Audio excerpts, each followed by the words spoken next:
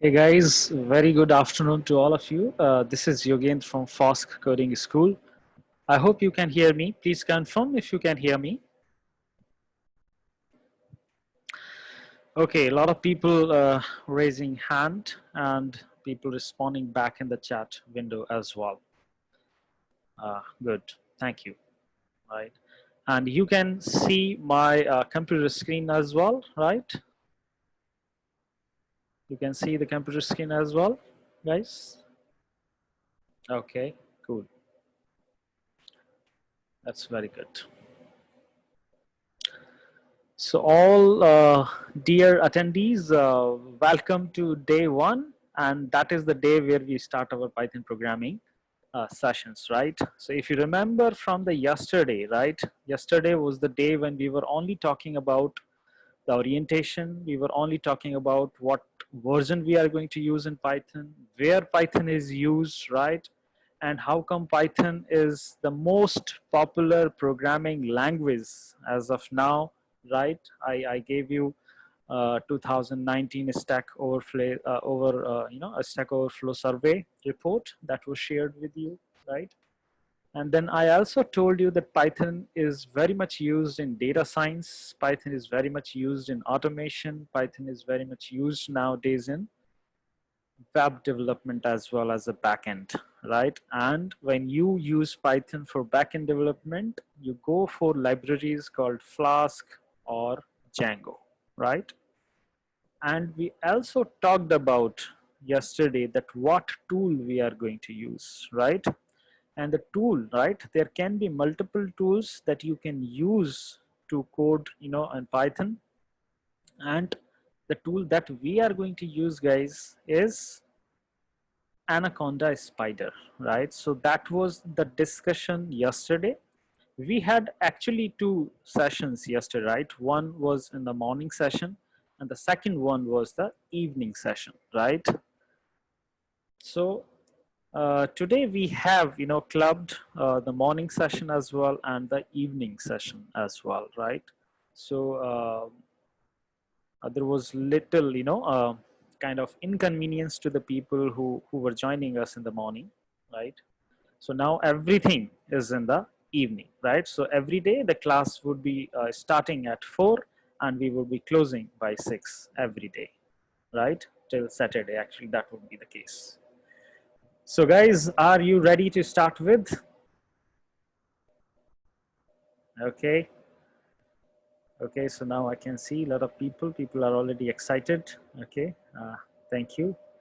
So motivation and excitement actually is going to help you. That's good.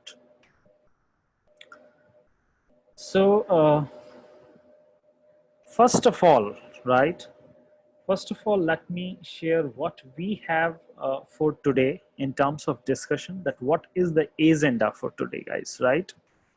And the agenda, right, for today is that we are going to start Python programming from scratch, from very basics, right? Because I gave you in yesterday's discussion that day one and day two are for beginners, and from day three onwards, experts and intermediate people can also join. Those people can join from day three who know Python already, or they have done some, a project development in Python, right?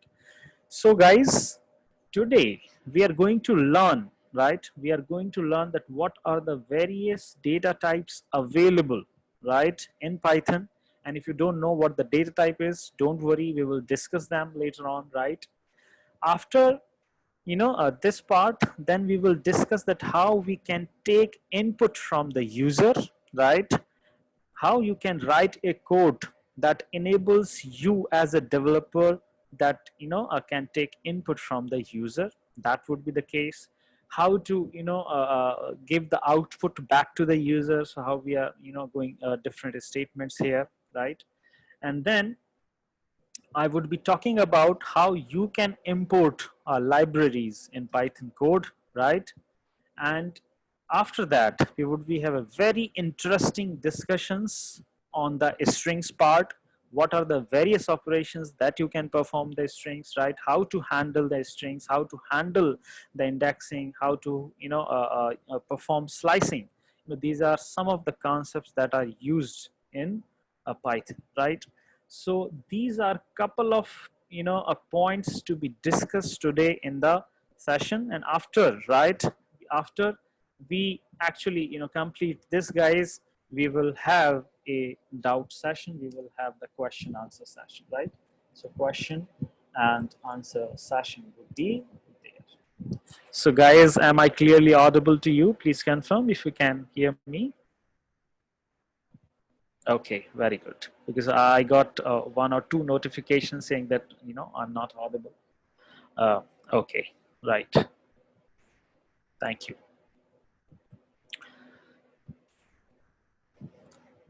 So guys, people are still joining us.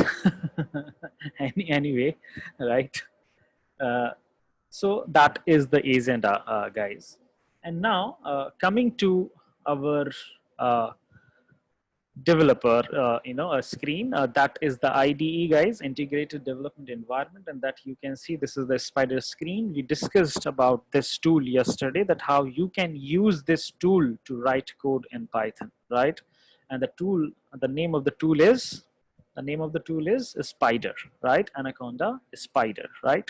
So guys, how many of you have already set up the spider on your machine? How many of you guys are already set up, right? Okay, so many people have already done the setup regarding spider. Okay guys, very good, very good, very good. Yeah, very good, right? Okay, so a lot of people saying we are on Jupiter, someone saying we are on that. Okay, that's fine, as long as, right? So Meenakshi Arora saying decoder. Okay, fine, that means you are on mobile phone only. Very good. So guys, just a quick recap, right? Just a quick recap, guys. This is our spider screen. This left hand side is the editor window where we are going to write the code. This is where we are going to write our code for today. Right hand side, right hand side is the multi-purpose window. Right now the tab that is enabled on the right hand side is console window, right? So whatever we write and execute here in the editor window, the output would be available on the console. Console is like a terminal, CMD terminal, right? And then we have a few more tabs as well. A variable explorer is there, right? So what variable we declare, what a data structure we use in our Python code, that would be seen here, right? And this is the files tab. So currently the folder that I have selected, right, contains so many files, right? All of these files are for you guys. They would be shared with you every day. So we are going to have this, right? So guys, because today is the day one, right? Yesterday it was day 0. So now I have already created a file for you with the name day_1.py. This is the .py file, right? .py means Python file, right? So this is the file where we are going to write our code, and this is the file where we are going to perform practice. We will have some live code here, right? So first of all, right, when we want to learn programming, right, right, in programming, right, let's say you have experience from C programming or any other programming, right, then we start our learning that how you can put a comment, right? How you can put a comment in the file, right? In the file means source file. Source file means the file in which you write the code. That is known as the source file. In the industry, people call as a source file, right? So how we can put a comment? So guys, listen, right? This is, right, the hash, and using this you can put a single line comment. This is the single line comment, guys, right? And how you can put multiple line comment or multi-line comment? For this you use triple quotes. This is the start, and guys, this is the and whatever you write in between, that would be considered as comment, right? That would be considered as comment. So I will say this is, right, multi-line comment, right? So that means these 3 lines, what I have written between these triple quotes, right? All of these, right? All of these are considered as comment, right? And later on when we talk about the functions, we will understand more about this as well, right? We will understand more about this as well. So this is the way, right? This is the way to go for a single line comment, guys. And this is the way if you want to put multi-line commenting, guys. Is that clear to everyone? I was talking about comments, that how you can put comments in the Python program, right? Okay, so many people responding. Very good. Thank you, guys. Now, right?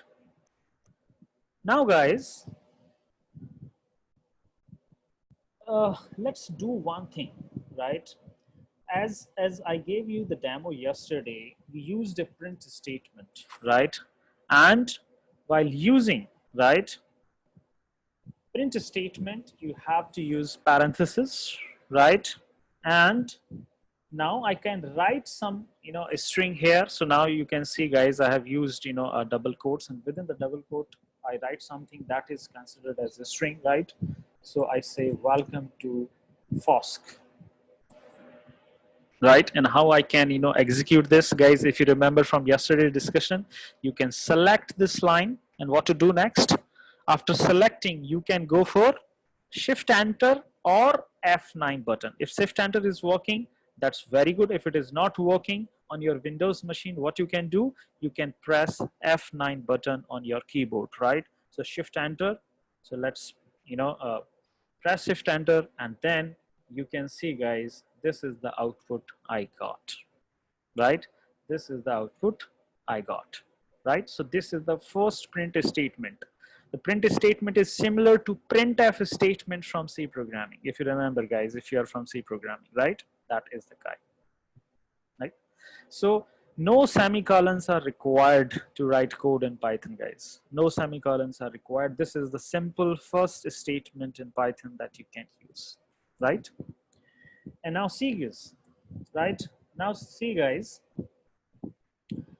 have you seen, right? Have you seen, guys, that in C programming, right, you used to include a header file, right? In C programming, if you're from that background, right, you used to write a kind of this statement, right? Hash include, if you remember that, guys, math.h. This is the C programming, line. And what it says, right? What it says that, you can include a header file. What is the header file? A file that contains some functions, right, related to mathematics, and you can use those functions to do your calculation, right? You can perform your calculations using these functions. So how we can do this in Python, guys? So now let me tell you how we can include the math library, in Python. So please see this. I'm going to use the import statement. Import, right? And what I say, import math, right? This is a simple statement saying, please import math library, right? And if I select this and press Shift Enter or press F9 button, right, your library has been imported. And now how I can use this? How I can use this math library? How do I know how many functions it has, right? How do I know how many functions this math library has? Okay, we have a very easy way, right? So we have, right? We have a very easy way, guys. What I can say, I use a print statement. Within the print statement, I call a one more function that is called dir, right? And within the dir, right, I will pass name of my library. What is the name of my library that I have recently imported, guys? Math. So that was the first statement to make, guys, right? And after this, I'm going for this second statement in which I want to print how many methods, how many functions my library has, right? So guys, let's select this and shift, enter, and see this, right? See this, guys. Now I can see list of lot of functions here in this, right? Lot of functions. So you can see some, sine functions, cosine functions are there, tan h functions are there, right? Factorial is there, right? Some mathematical functions are there, log functions are there, pi is there, right? Lot of functions are there, right? And if I want to use any of the functions, right? If I want to use any of the function, guys, how I can use? I don't know how to use any function. Don't worry, guys. We have a way to know that as well. So using dir method, right? Using dir method, what was the utility of this method? Through this method, we can come to know how many functions are there, what are the various functions in my library, right? So this is the case, guys. Python is case sensitive, so please, keep a check on the, case if you are typing in, capital or small. So it's a case sensitive case. Now let me know, guys. Right? Let me know one thing here. So we want to know this, how to use this sqrt function. Let's say, guys, right? We want to know how to use this sqrt function. Okay. So for that, I can, use print statement, and within the print statement, I will call another function, that is help, and within the help, I will pass name of the function. What is the name of the function in which I am interested, right? The sqrt, right? Okay, how we can know about the sqrt? So first, I have to specify which library we are talking about. So I say math, okay, and after the math, you have to go for dot, and then you have to, say name of your function. So what is the name of your function? sqrt, right? So that is the case. And now let's select this and, press shift enter. If shift enter is not working, please, press F9 button, right? And see this, guys. See what you see on the console window. See, right? It says it is a help, right? For which function? sqrt function. And what is the help? It says it returns the square root of x. What is that? It is saying that whatever value you pass on to this function, whatever value you give to this function, it will find out the square root. Okay, then how we can use it? Okay, that it has given us the way to use it. And how to use it, guys? Now see this, right? So I'm using the print statement. Now I will call the function. How to call the function in the math library? Math.sqrt. Okay, and how I can pass the value for which I want to calculate the square root. So let's say I want to calculate the square root of 20. This is the way I will specify that I want to calculate the square root for 20. And now see the output, guys. This is the output. This is the way you can use the sqrt function, right? Okay, let's see one more function, guys. There is one more function called POW, which stands for power, but we don't know what is this. Okay, how we can know about this? We have a method to know about this. How we can do this? We have a print statement. Which function I should call to know more details around this function? Help function. What I should, pass on here? Name of the function, and how to specify the name? Math.pow, right? And then if I select it and I press shift enter, there you see the help for this function now. There you see help for this function now, and it is saying it returns x to the power y, right? It returns x to the power y, right? So this is the case. So how we can also use this, a function? So it says it requires two, values, x and y. It says it requires two values, right? X and y, right? And then how I can call this function as well? So print statement, then going for the function. Which function? Math.pow, right? What it requires? Two values. So let's say I want to calculate 2 to the power 8. How I can specify? In this case, x is 2 and y is 8. 2 to the power 8, right? So I would say 2 here. After the comma, I would say 8 here. So 2 to the power 8, right? Because you can see in the documentation, guys, right? X to the power of y. So 2 to the power of 8. This way I can select this and press shift enter, and then you can see the value 256. right? Dot zero means it's a float value. If you are from a background, from programming background, so it says it's a float value. So guys, this way we can use or import any library, and after that we can use the functions inside that library. After that, right, so what you have to do first, import the library. This time we are using the math library, but you can import other libraries as per your need, right? So maybe you can do this import numpy as well, right? So this is one of the library in which mathematical functions are there, right?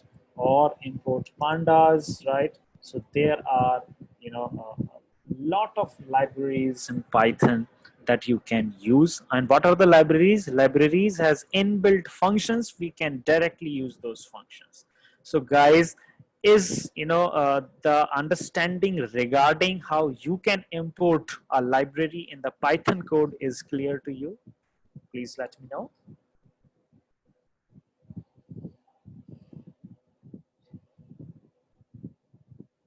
Okay, so now I can see a lot of people. Okay, very good guys, very good, right? So right, that's very good.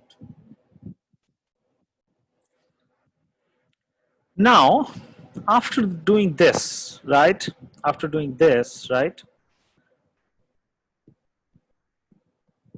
See this, guys.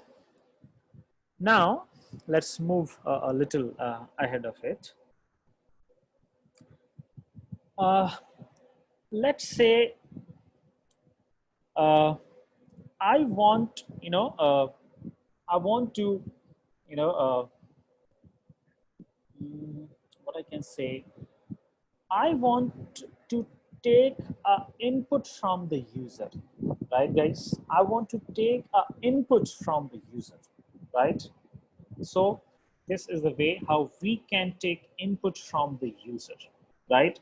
So guys, this time I'm going to call a method, right? This is the input method I'm going to call, right? Guys, please listen and focus. Everyone, I request everyone, please focus first on the learning, and then you will have ample time to ask your questions as well, right? You will have ample time to ask your questions as well, right? So uh, just first, focus on the learning part, and then we will answer all of your questions regarding that, right? Yeah. So now I'm talking about how you can take input from the user, how you can take, the value from the user. Okay, see this, guys. This is the input, okay, method, okay. And when I run this method, it will display some message to the user, okay. That message I can, pass here. I can specify the message here. So I say, please write, enter your name, right? This is the string I have given to whom? To this function input, right? So when I run this input method, what will do? It will show this message to the user. What will happen after that? After seeing this message, user will enter some values, right? Using keyword, okay? Then where to store those values, where to store that data that user enters. For that I will need a variable, right? A variable is required here.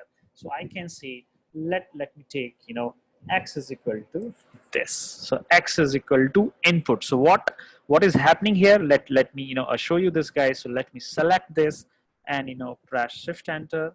And now once we run this code, guys, what I was saying you, that when this code will run, the input method would be called, and when you call the input method, there you see the message, please enter your name, right?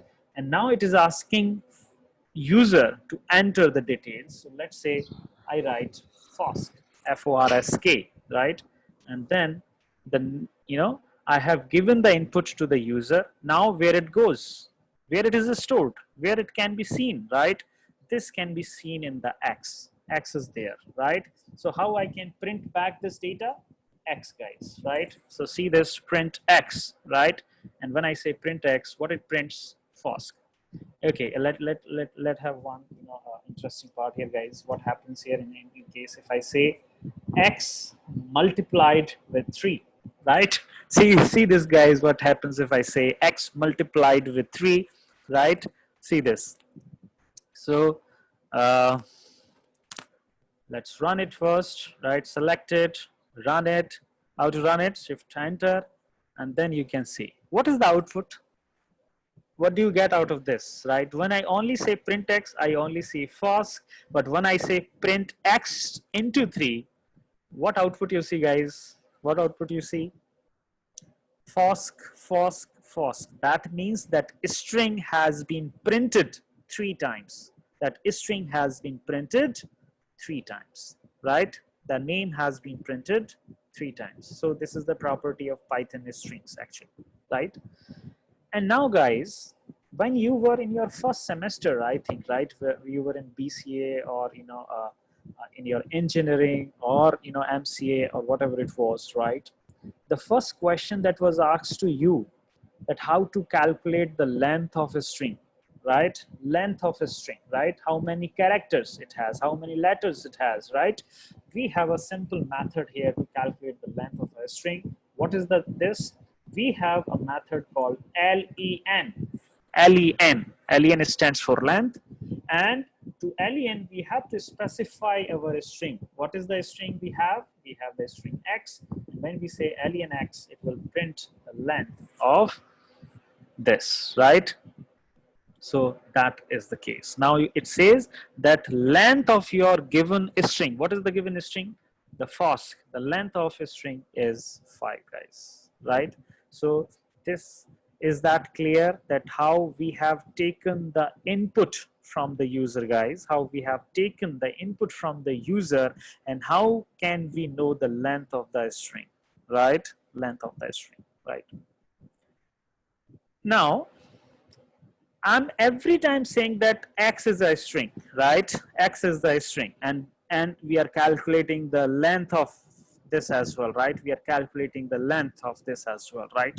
How do I make sure that x is really a string? How do I make sure about this? I have a function, guys. This is known as type function. Okay, what it does, when you pass the value, right? When you pass the name of the variable, right, it gives you the data type. It gives you the data type. So when I say type x, what it says, let me check around this, and it says str. Str stands for string in Python, right?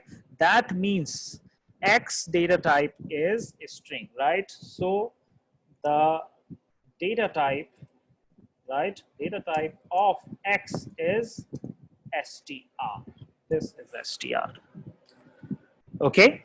And now, guys, what kind of other data types are available in Python? That is the next question, because if I know about x, x is a string, right? That is fine, right? What are the other data types and how I can use them? So let me go for this. Let me, right, take a variable name, and that is a. So a is equal to 10, right? A is equal to 10. This is the statement we have, guys. And now see what happens here, right? I execute this statement. Okay, fine. I print the variable a as well. I can see the values 10 into this. Okay, very good, right? And now, see, guys, right? I want to know the type of A. What is the data type of A? And see this, guys. Please see on the console window. Let me increase the font a little bit. Right? See this, guys. The data type of A is integer.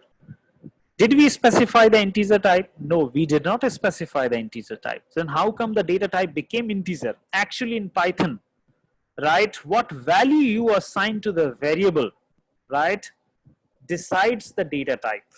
If you assign an integer value, like you have assigned 10 here, 10 is an integer, the A, right, would be of integer type. If you assign some other value, guys, if you understand this concept, that whatever data, right, you assign, whatever the value you assign, what is the value of that, right? What is the value of that, right? will decide the data type. If you assign an integer value, your data type become integer, right? If you assign a float value, your data type become float, right? If you assign a string, your data type will become a string, right? If you assign a Boolean value, your data type will become Boolean value. If you assign a null, it will become none time. So can we see all the examples here, guys? Let me see. Okay, so if I say b is equal to 2.3, can you guys quickly let me know what would be the data type here? That is the question for you all. What will be the data type of b? So now people saying it is float. It is float. Very good, guys, right? So, this is the case. And how come I can confirm that this is really float, right? So type, and what I say, b, right? And then see, guys, right? Oh, well, let me select all of them, and then shift enter. There you see the float, right? There you see the float, guys, right? If you're not able to see the output by running this statement, you can use the print statement, guys, right? If your output is not visible, by just typing this statement, go for a print. Okay, guys, one more thing, right? Guys, one more thing. The memory management in Python is very different from memory management in C programming, first of all, right? So whatever data types you have heard in C programming, like long and double, right? That everything is float here, right? There is no double, there is no long in Python.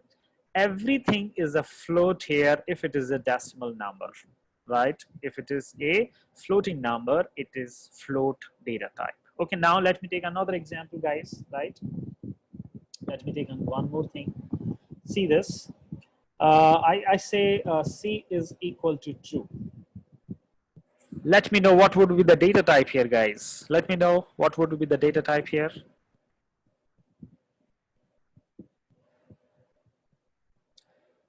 Right, C is equal to true, and what the true or false is? True and false are Boolean values. True and false are, guys, Boolean values, right? And let me check for the type. C, bool. Bool stands for Boolean, right? Bool stands for Boolean, guys, right? 1 or 0, 1 or 0 kind of that, right? And guys, remember, this is case sensitive, right? So if I just say true, it will not work. It will raise the error, right? So if I select this and run it, it says name true is not defined, because in this case, this is not capital. So it is assuming that this is some variable name, but we do not have any variable with the name true, right? And that's why it is raising a error to us. So, right, so we have to fix it. So we can use true as well. You can assign the other thing as well, right? You can say false. So this is also possible. In this case also, this is Boolean, right? True and false, everything is Boolean, right? And C programming, guys, you heard about null, right? We have similar, similar thing as well. So I say D is equal to, right, guys? D is equal to none. None is equivalent to null actually in Python, right? Null in C programming, right? Null in C or C++, right? This is case, guys, right? So this is the case, guys. And what is the data type is this? The data type is none type. The data type is none type. So it says name error, name D is not defined because I have not executed this statement. So let me select again, right? And then the data type assigned to D is none type. So these are the basic data types in Python. If I recap quickly, guys, what are the data types in Python? So let me write that in multiple comments. What are the data types, right? So I can say data types in Python. Okay, what are those, right? What are those, guys? Okay, the first one was integer, other can be float, right? The third can be str, fourth can be Boolean. Bool stands for Boolean, right? And fifth one is none type, right? None type.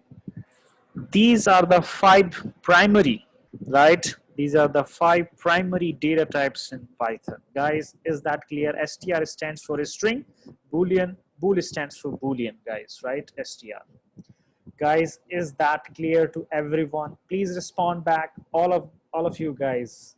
Is it good for you guys so far? Is it good for you?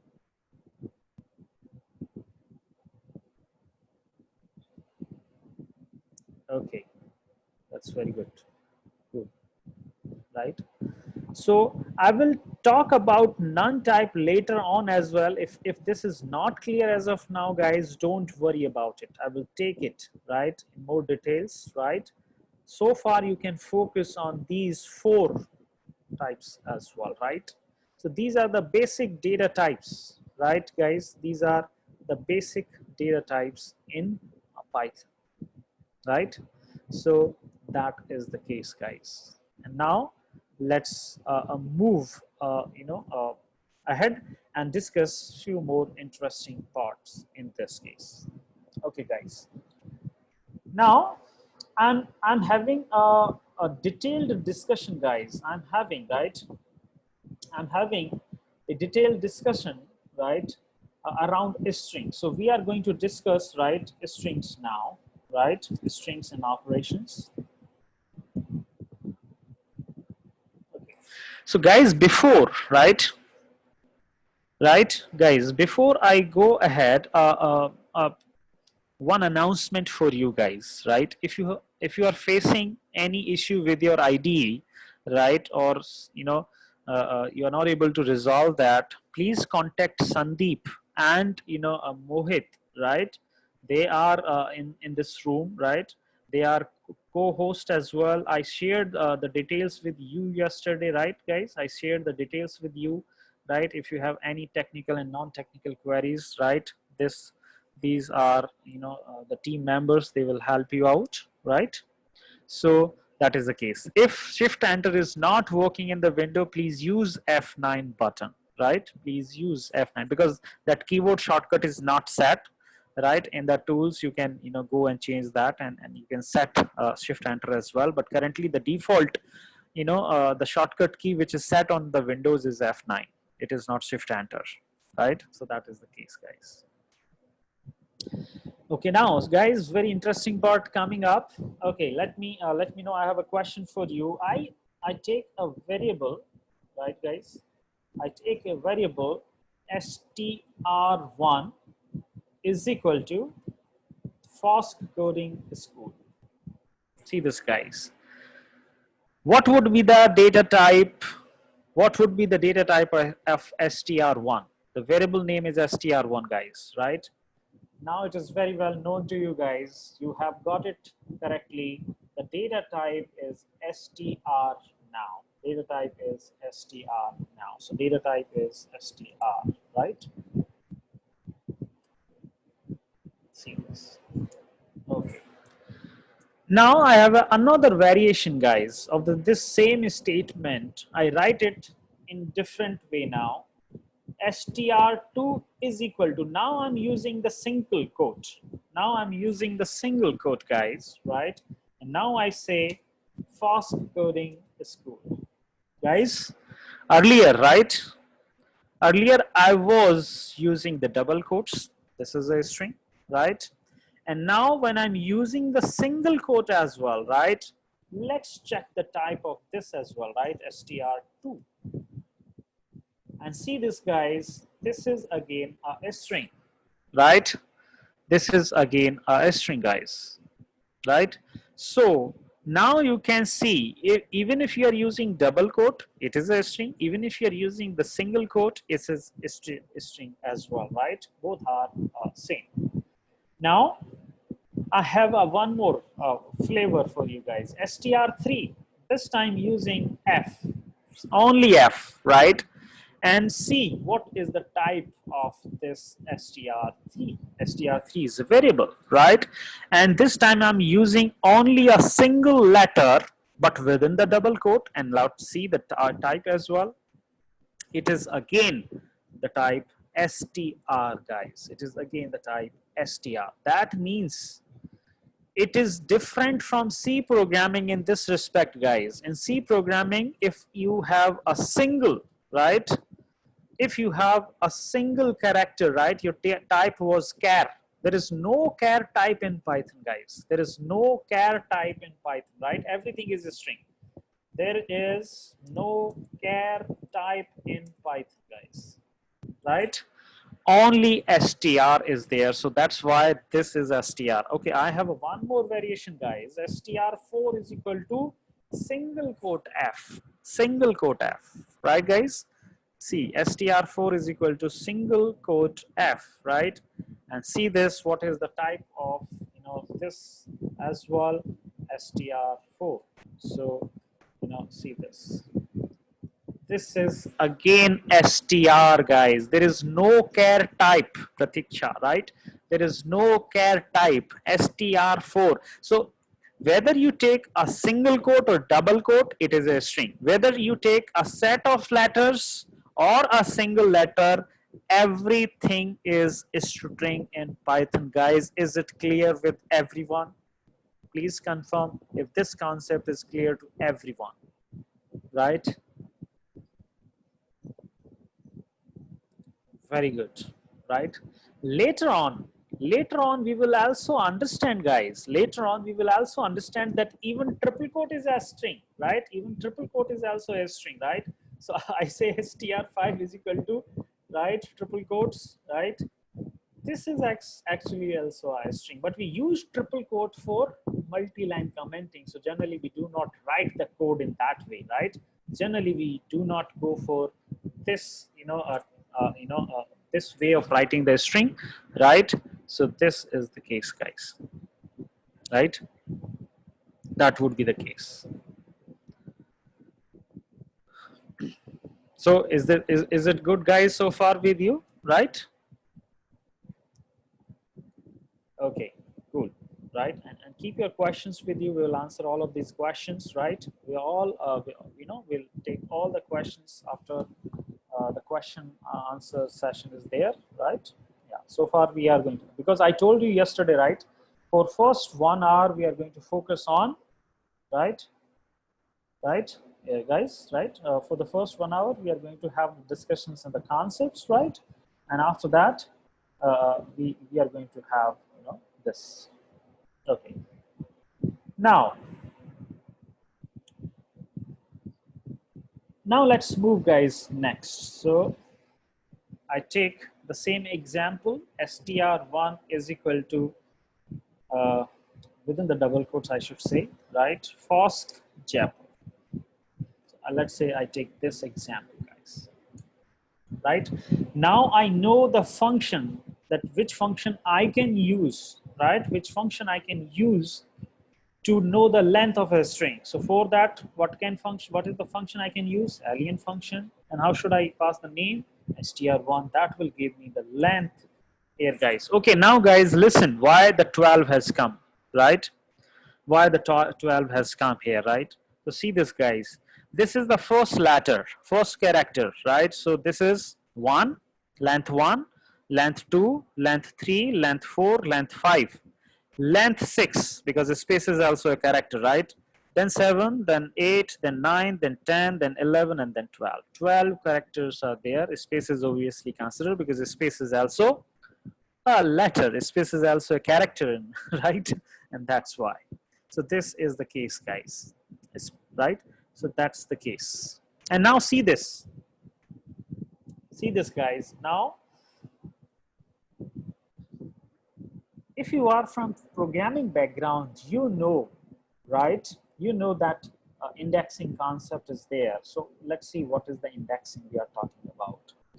Let's see, guys, right? I want to know, right? Or I want to, print only the first, guys, right? I want to print the first letter from the string. How I can do that? For that, I can use indexing. So please listen this, guys. str1, name of my string. And now I'm using, a square bracket, okay? What you will do with the square bracket? In the square bracket, I specify the index, okay? What is the index, right? So now see, guys, the indexing in Python starts with 0. By default, indexing starts with 0, right? So guys, if I say 0, that means what is the first character in str1? So F, capital F is our first character. See this, guys. This is index 0, okay? This is index 1, okay? This is index 2, this is index 3, this is index 4, and so on, right? So when I say this, it will only print me the first letter, and that is F, right? I can take other index as well. Let's say I'm interested, let's say, guys, I'm interested in printing this K. How come I know that what is the index value given to K? So this is index 0, this is 1, this is 2, this is 3, and this is 4, right? So I can say str1 and 4, right? So I can specify this as well. And then I get K, guys. Now listen, guys.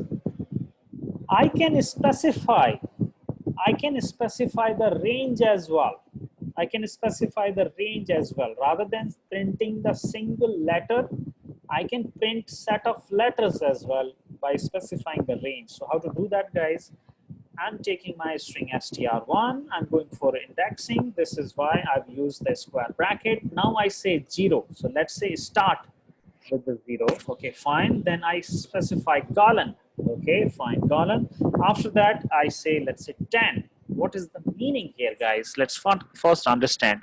This is the way of specifying the range of indexes. Okay, this value before column actually says start of the index, right? And this value is specifying the end, but this value is never included. This value is always included. So 0 is included, but 10 is excluded. So we will only get the letters from 0, 1, 2, 3, 4, 5, 6, 7, 8, and 9, up to 9 only, not after that, right? So this is str1. And there you see, guys, we only got the partial string from str1, right? The complete string is not there, part of that str1, right? So this was 0, then 1, then 2, then 3, then 4, then 5, then 6, then 7, then 8, and then 9, up to 9 only, right? That is the range we can specify. This is the way we can specify, right? So this is the case. So space is also there, guys. So space is included, right? 0, and then 1, then 2, then 3, then 4, right? Then 5, then 6, then 7, then 8, and 9. So space is also included in the print, right? It will be printed actually, right? That is the case. Okay, let me take the other couple of other variations as well. Very interesting, guys. Now see this str1, right? Okay, I can change this value from 0. I'm not interested to start with a 0. Okay, fine. And I say this. What will happen in this case, guys? It will start from 2, because that is the value we have given. So it will start from 2, then 3, then 4, then 5, then 6, then 7, right? 7 only. 8 is excluded, right? So we will have this part only, right? We will have this part only. Okay, fine. Now, guys, I have one more variation, right? We have one more variation, guys. What is that variation? Let's see that. I say, a 5, and after that, I do not specify index, guys. In this variation, you can see at line number 98, right? This is str1 5 colon, right? I have specified the start index, but not the end index, right? What happens in this case? What happens in this case? Let's see.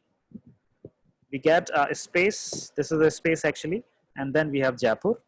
So that means you start with index 5, and if you have not specified the end, it will take the complete string up. It will go up to end of the string, right? Starting with 5 and then go up to end of the string, right? That is this. Okay, fine. Okay, one more variation, str1, and what is that? If I do not specify the start and then only say 5 after the column. So before column, I have not given anything, but after the column, I have given 5. That means I have specified the end index, but not the start index. If you have not specified the start index, that means it will start from 0, right? And str1, so starting from 0 and going up to 4 only, because 0, 1, 2, 3, 4, right? So this is, right? This is the, so this is case, right? This is the case, guys. Right? Okay, now I have one more variation for you, str1, and then I do not specify the and even I do not specify the start as well. And then what would be the output here? So I did not specify the start, that means it will start from 0. If I did not specify the and, that means it will take the entire string, it will go up to end of the string, right? That means, right, it is again, same as printing the entire string, right? It is same as printing the,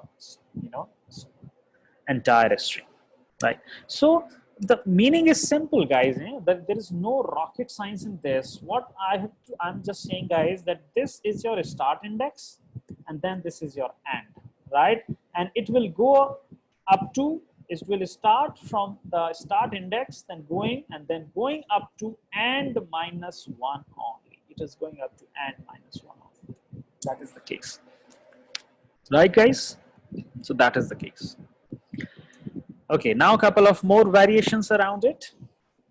See this, guys, str1 again. Okay, fine. I'm saying start from 0 and then end index is 10, right? And then after that, I have a one more colon, guys. Please, everybody, like, please focus on this. 0 and then colon, then 10, then colon again, and then I say 2 here, let's say. What would be the output in this case, right? So let me execute it first, guys, and then you see the output, and I think you will understand it, how come we have got that output. See this, guys. What is the meaning of this 2, right? We understand this, right? This is the start, this is the end of the index. What is the meaning of this? This is known as step, right? This is known as step, right? That means you have to take every second character, right? That means you have to take every second character within this range from 0 to 9, right? Because 10 is excluded, that's why I'm calling it, a 10 only. So that would be the case. So let me, take this code here and I just put it here so it's visible to you as well. And now see this, what I was saying, guys. Where is my range? I have to go from 0 to 10, right? So 0 and 1, then 2, then 3, then 4, and then 5, and then 6, and 7, then 8, and then 9. That was the case, guys, right? And now because the step is 2, so what is the case? We take this and then leave this. So we start with index 0, then leaving 1, then taking index 2, then leaving index 3, then taking index 4, then leaving this index 5, and then taking 6, and then leaving this and taking this. So every alternate character you have to take, right? That is the case, guys. Okay, what will happen if I say something like that, right? This is the stepping, right? So stepping means, that hopping, right? So the kind of a jump, right? So you are at this letter and now you have to take a jump and jump to the second character. So you have to leave this in between and then take this part, right? Then take the R. And then you have to leave S. So you are jumping, right, from F to R, then R to K, then K to J, and then J to I. So you are taking a jump, right? Every second character you are, considering only, not the others in between, right? That is the case, guys. So that's the case. Okay, let me say what will happen in this case, guys. What will happen in this case? If I just say 1, see this, guys. If I say the 1 only, what will happen in this case?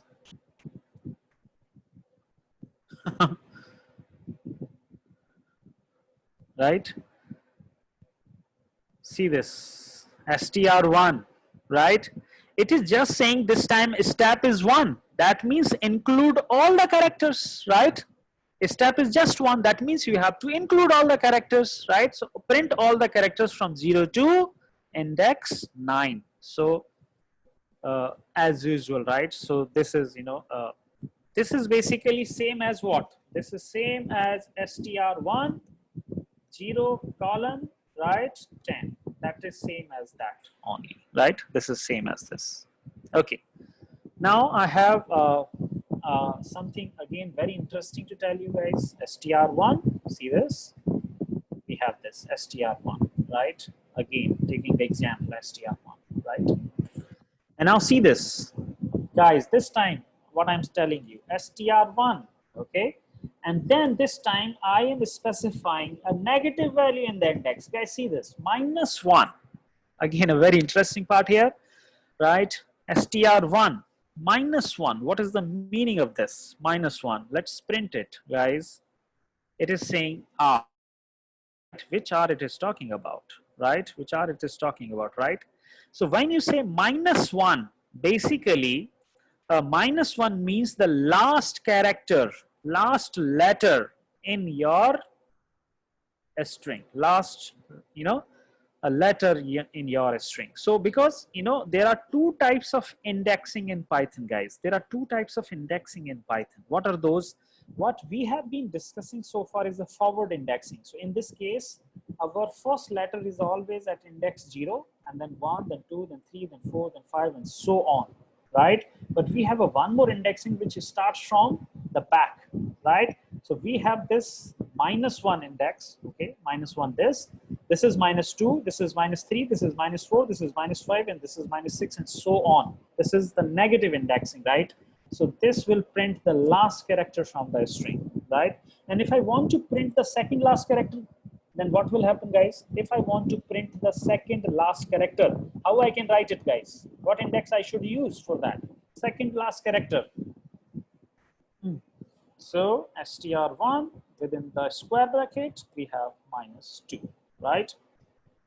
And Abansal, no, 0 is for the first character, -1 is for the last character, then -2 should be for the second last character. Then, so this is the case, guys, right? Now let me show you one image that will, make things very clear to you regarding the indexing. Whatever indexing we have been using, guys, this concept is known as slicing in Python. We call this concept as slicing, right? So dividing your string into parts, right, is known as slicing. So slicing or indexing, they are the terms that we use right here. So that whatever we have been discussing so far, it was actually a slicing concept. And let me show you one image. What is that? Okay, see this, guys. I have a one image for you. See this image, guys. In this image, there is a string given, and that string has been written within the square, squares, right? So Monty Python is our string. Okay, fine. MONTY, then a space there, PYTHON. Okay, I got it. And if we talk about forward indexing, this capital M, the start, right, is at index 0. Then the next letter is index 1, then 2, then 3, then 4, then 5, and then 6, and 7, and 8, 10, and 11, right? And if you specify the range like this, 6:10, that means now you have to start with index 6. So you include P, then 7, then 8, and then 9, right? Right? So only 4 letters would be considered, and that's why you see this selection in the gray, a little gray area you can see, right? 6 to 10. That is the only case. But after this, right, you can see the reverse indexing as well, right? So now, in case of a forward indexing, N is at index 11.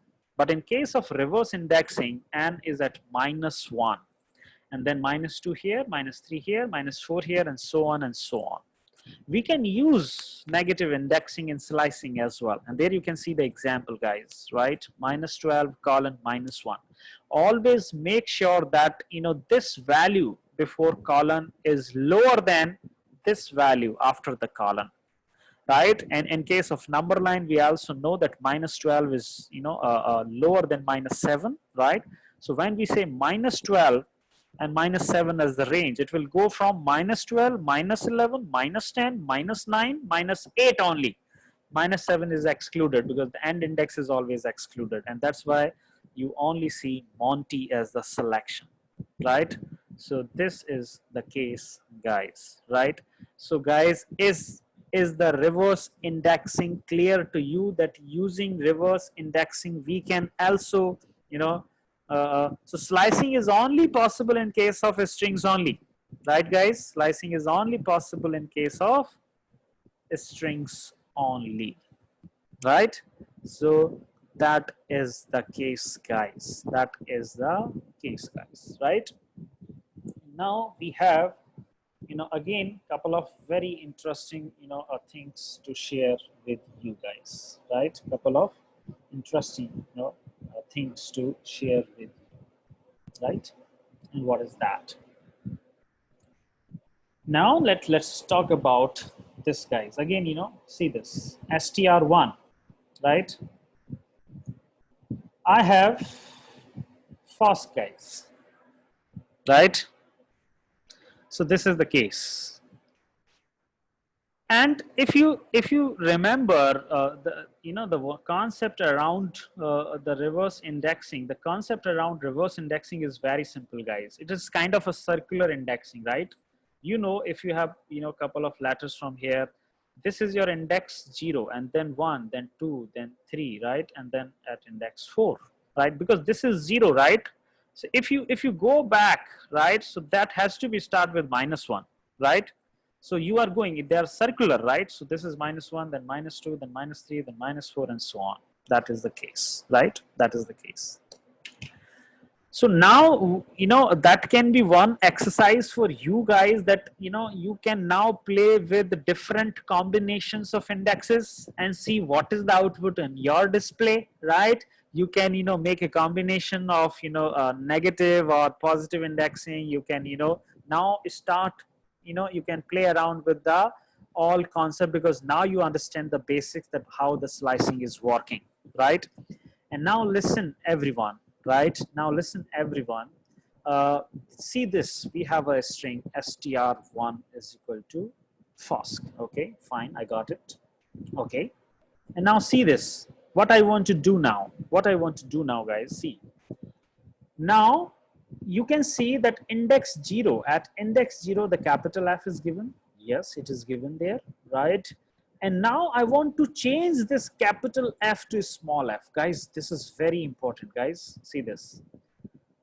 What I'm saying, currently at index 0, capital F is 0. Capital F is there at index 0. Okay, then what? I want to change it. I want to replace it with a small f. Okay, how I can do that? I have a statement for this, that at str1, which index you are talking about? At 0. What you want to replace with? Then I have assignment operator. And what you want to do that? I want to make it small f, right? So see this, str1 index 0 is equal to, see this. So guys, now listen, please all, have a focus on the screen. When I do this statement, when I run this statement, right? See this, I get an error. Why I'm getting the error? Let's see this, guys. str object does not support item assignment. It is saying, right? It is saying something, but let me explain you in simple words. It is saying that you cannot perform assignment in case of a string. That means this statement is not possible to execute, right? This statement is not possible to execute. You cannot replace capital F with the small f, or even you cannot replace any other letter in the entire string. That means once your strings are initialized, right, you cannot change them. Guys, listen what I'm saying. Once strings are initialized, you cannot change them. Once strings are initialized, you cannot change them. That means strings are read-only, right? Strings are read-only in Python. I'm talking about Python only, right? And those objects which cannot be changed in the Python, they are called as immutable. We call them as, guys, immutable, right? So strings are read-only. You cannot change them once initialized. And for read-only, we also refer one more term that is called as immutable. Immutable means read-only. You cannot change it. Guys, is this concept clear to you? Because that is very important concept, right? Strings are read-only. Strings are read-only. You cannot change them once initialized. You cannot change them once initialized. right? I was just repeating multiple times so that it gets registered in your mind.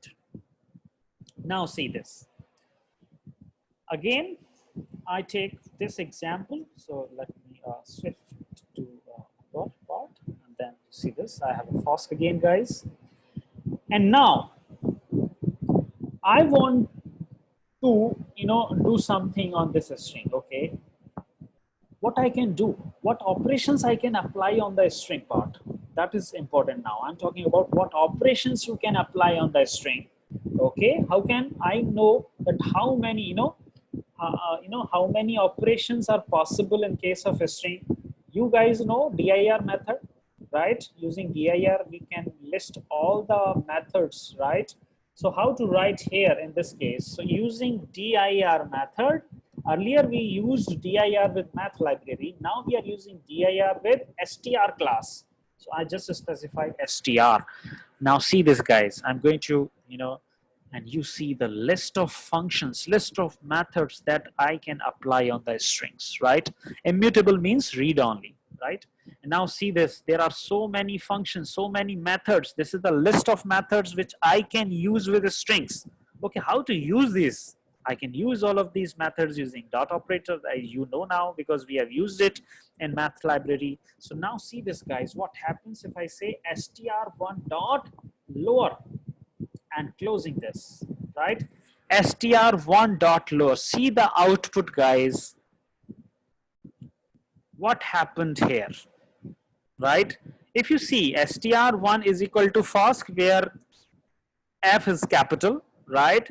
But when we run this method str1 dot lower, see this, guys, everything is lowercase now. Everything is lowercase.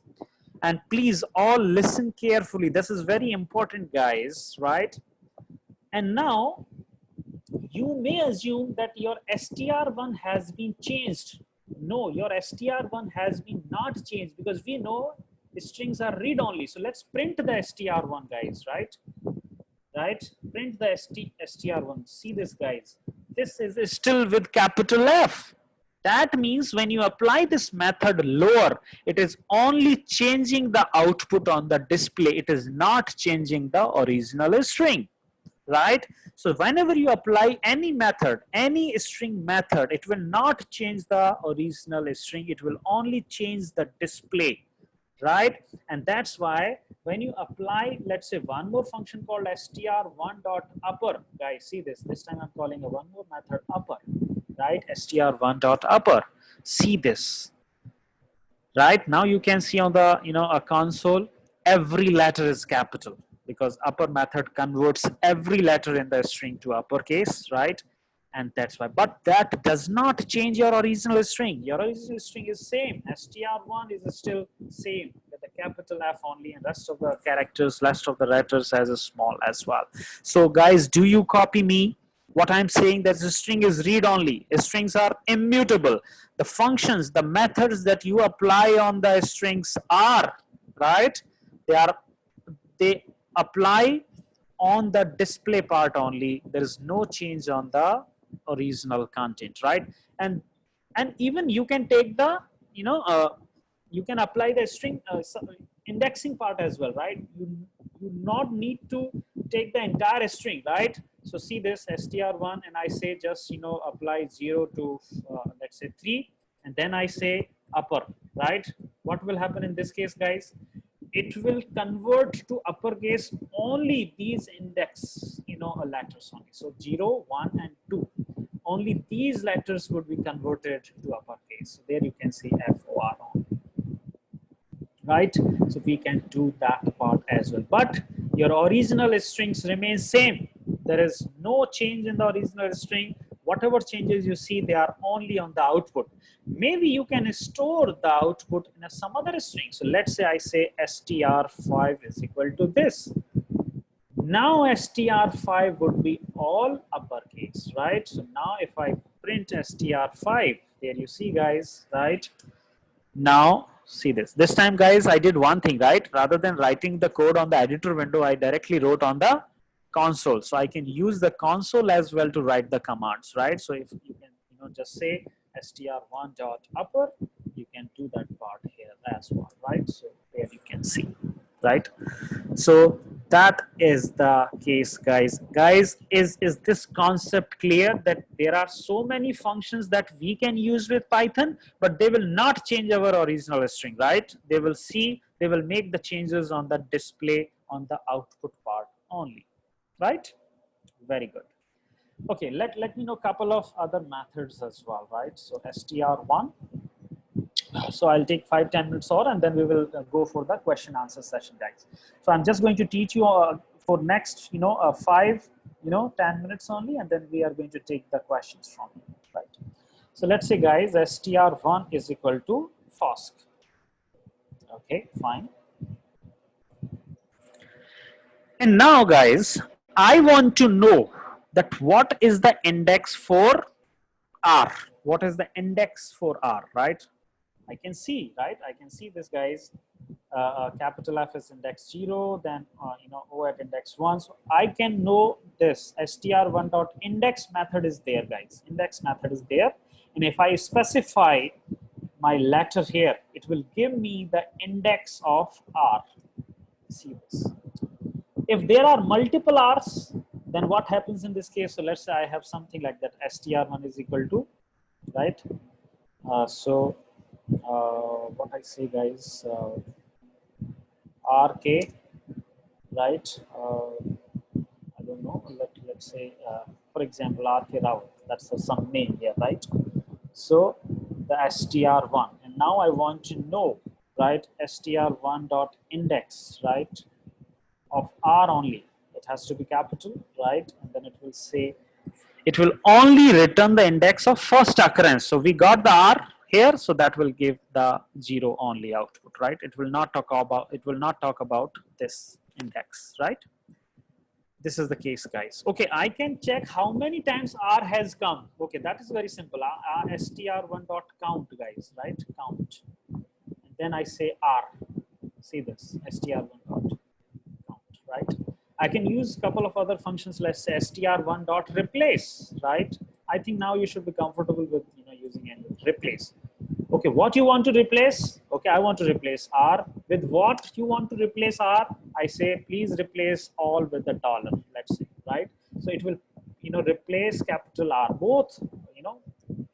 Now you can see dollar and dollar, right? So both of the R are replaced using that function, right? Okay, guys, now see, that would be the last discussion now. str1, okay, and now within the string I take Amar, Akbar, Anthony, right? So that is the name of my, some film name is there, right? Amar, Akbar, Anthony. Okay, fine. And now, guys, see this. There is a very interesting, function or method here, right? See this. Now I go for a method called split. The split is the method, and just close it, right? And see the output, guys. What happens in this case? Split. See the output, guys. Can you see the output? There is the output. This is a array-like structure that you have seen in your C programming, right? In Python, this is called list. And inside list, it has got 3 items. What are the items? This is the first item of the list. This is the second item of the list. And this is the third item of the list. How come these items are there? These items has been generated using this string, because we applied a split method on the str1. Okay, how come we got 3 items from the str? Basically, this string got splitted, right? And how come it was splitted? It was splitted using the spaces. So it was, splitted here. It was splitted here. So if I show you, the visual representation, see this, guys. We have, Amar, Akbar, Anthony, right? So these are the cases. And now when we are performing the split, right, what happens? There is a cut here, there is a cut here. So this item goes as the first, item. So we write Amar here as the first item in the list. This is the second item. So this goes as the second item in the list, right? And this goes as the third item in the list, right, Anthony? So these items, 3 items are added, right? And let's say this is something, we write something like Fosk Jaipur. Fosk Jaipur is written, guys, right? What would happen if we split it? Only 2 items would be created in the list, right? One for Fosk, because the split will only happen here because there is only one space. So Fosk as the first item and the Jaipur as the second item. So guys, is a split method clear to all of you? Guys, is split method clear to all of you? Right? That's very good, guys. Very good. Yeah. Now, it is always not necessary that you always split from the space only, right? It is not the case that you can only split using the space. The default behavior of the split function is such that it will always split using the space only, but you can ask a split function that, guy, please do not split using space. Let me tell you, how you can split. So let's take one example, guys. str1 is there, right? And now I say, right, that what is that? For example,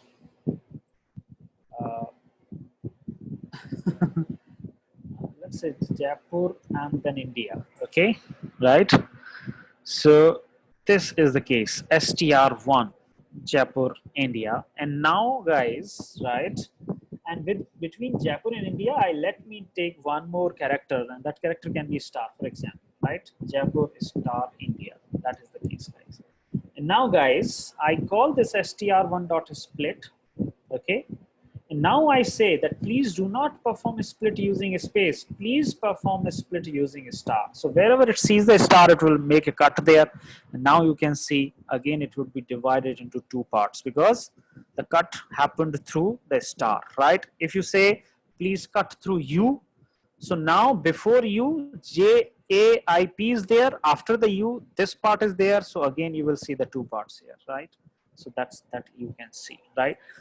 Right, the letter that you use to cut is not included in the output, guys. The letter that you use to cut, right, to make a cut, that letter is never, included in the results, right? That is the case. And now see this, guys. After the split method, we are at the last method of today. So let's say this is my list. So I have given a list there, right? So this is the case, right? So Gaurav, if there are 2 U's, it will cut according to 2 only, right? So this is the case. No Ayushi, you cannot pass the index. You can only pass the latter, right?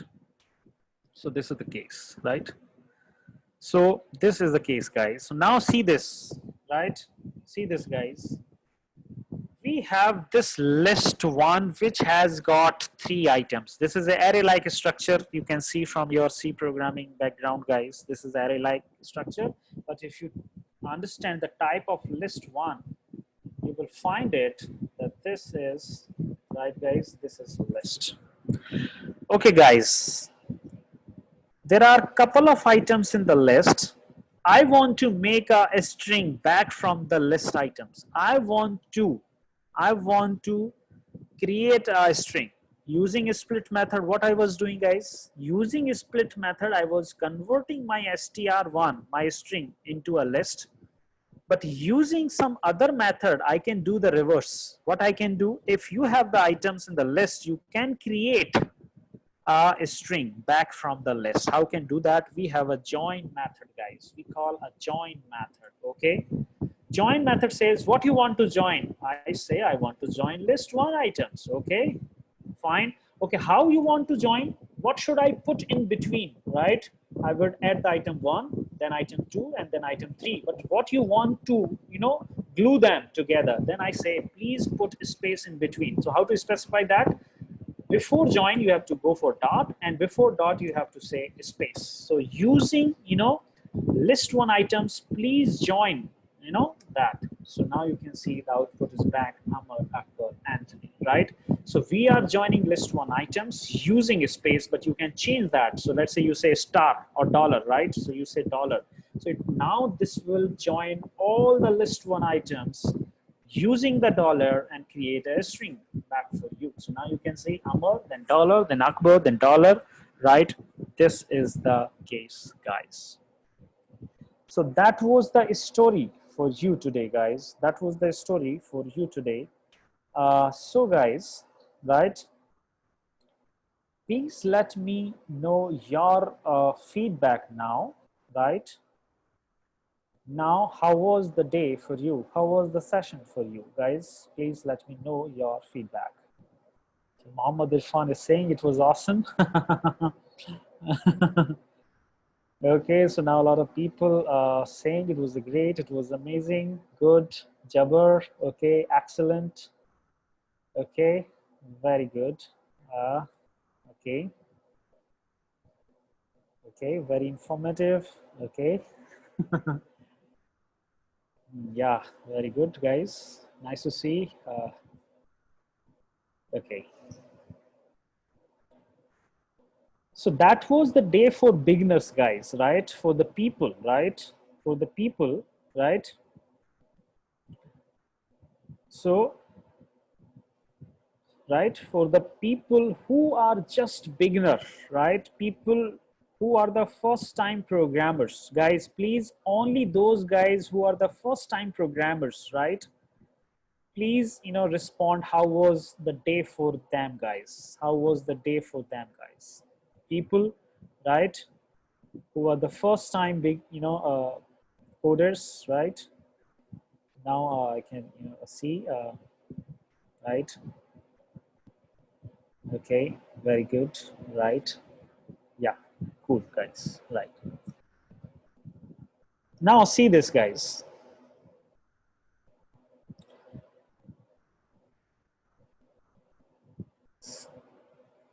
Now it is very natural, guys, right?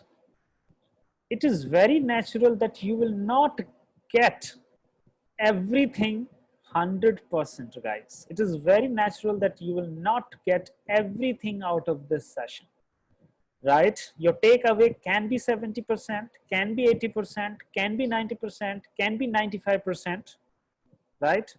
There are, see, and now, right? And now, guys, if right, if something is not clear to you, what you can do, you always go back, right? You always go back to the YouTube channel Fast Coding School, and you will get this recorded video over there, and you can directly jump to the area or to the session where you were things were not clear to you, right? And there you can again go through that session and understand it, guys. Is that clear, guys? That in case something was not clear out of this, right, you can always go back to coding, Fast Coding School. That is the channel name, guys. Fast Coding School, right?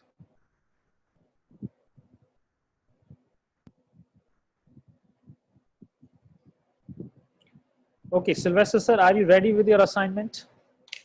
Yes, assignments are ready. Okay, so can you explain those assignments? So can you open that file? It's not there. Okay, let me save this number. So guys, now we are talking about the assignment that you have to submit, right? Now guys, we are talking about the assignment that you have to submit before tomorrow's class, right? So this is the assignments.py. Is that good enough for you, or should I open that? Just increase the font, sir. So see this.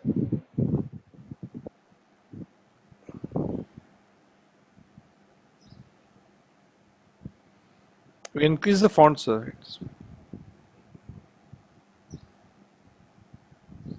Okay now? Yeah, perfect. See this.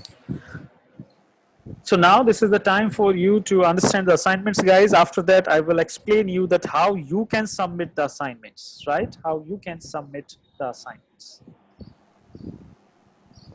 Thank you, sir. Good evening, guys. Hope you people have enjoyed the today's session. Usually, I am the bad guy for this session. You know why? Because I give you a lot of assignments, and people tell me, "Sir, you are the bad guy. You give us a lot of assignments." But that's a part of a journey, guys. Yeah. Uh, if you really want to learn a programming language, you need to practice this every day. So when Yogendra sir teaches you some concepts in a day, for example, he has taken a lot of concepts today, okay, you need to apply that knowledge to solve some problems. Then only you will be able to learn that how you can become a problem solver. Because in the industry, what you required is a problem solver. Nobody requires a CS engineer or a IT engineer or a electronic engineer. What people require is a solution provider or a problem solver. Okay. So guys, every day I'll give you some assignments. Okay. There is a file by the name of assignments.py on the Google Drive. The link was already shared yesterday. Okay.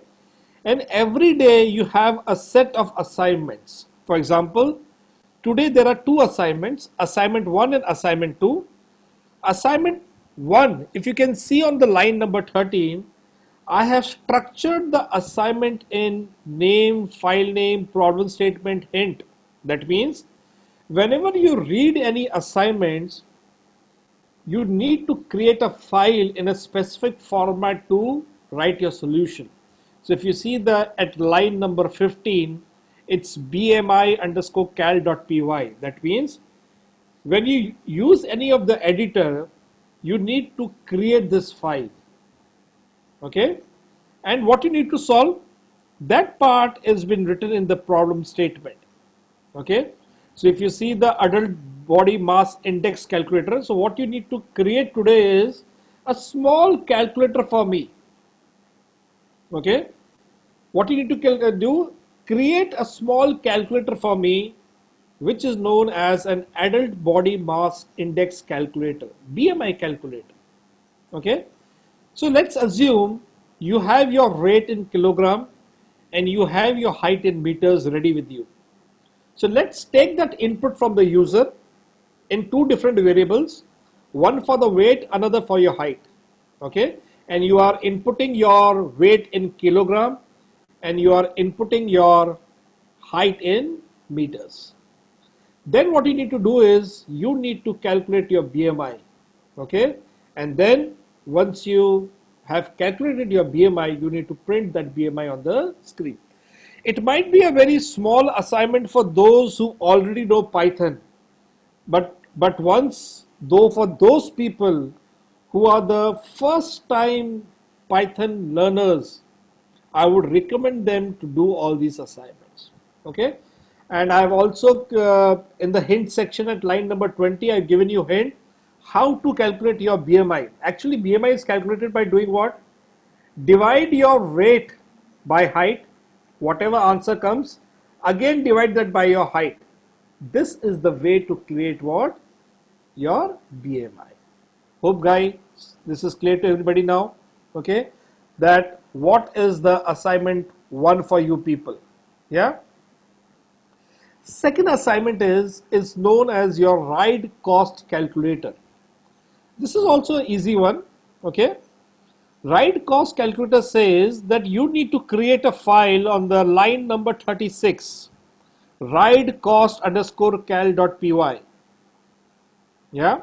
And what you need to do, let's assume that you travel from your home to your office and back from your office to home. Okay. And let's assume that you travel 80 kilometers to and fro. That means your office is around 40 kilometers away from you. And let's assume that the cost of diesel per liter is 80 rupees. Okay. And the average of your vehicle is around 18 kilometers per liter. Now, can you people calculate and tell me how much do I spend every day to go to the office? Very simple calculator. So actually you need to calculate two things today. Okay, first you need to calculate what your fuel consumption. Once you have calculated your fuel consumption, then you can calculate what is the amount I am spending every day to come and go to my office. Guys, are these assignments clear to you people? Assignment 1 is your BMI calculator, and your assignment 2 is ride cost calculator. And you can use any of your editor, whichever editor you want. You people can use that editor to do what? To code your solution. And once you have coded your solution, Yogendra sir will explain you how to send that assignment to us. So we have created a Google form for you people, and you need to use that Google form to submit your assignments every day. Okay? And just make a point, guys. Every day before the start of the next session, for example, today I have given you assignments. There are 2 assignments for you people. You need to submit this by tomorrow before the class starts. That means before 4 o'clock, you should submit all the assignments to me. Okay? Is this clear, guys? Okay? Jaskrit has asked me, sir, can you explain assignment 2 again? Jaskrit, assignment 2 is very easy. It's a ride cost calculator. What you need to do is, assume you go to your office every day, to and fro. There is a cost of the diesel per liter. Let's imagine it is 80 rupees. And Yogendra sir, can you just scroll up? And then your vehicle average is 18 kilometer per liter. So what you want to calculate is how much do I spend every day to go to office. Is this clear? Jaskirat? Somebody has asked, Praveen is asking, please forward the link of Google Drive assignments. Guys, you should keep that link very handy. It's a lifeline of this training program. All the information is shared on your Google Drive for you people every day. Aditya, if you have submitted, Yogendra sir will teach you how to submit the assignment. You can use that mechanism there. Okay? Yes, sir.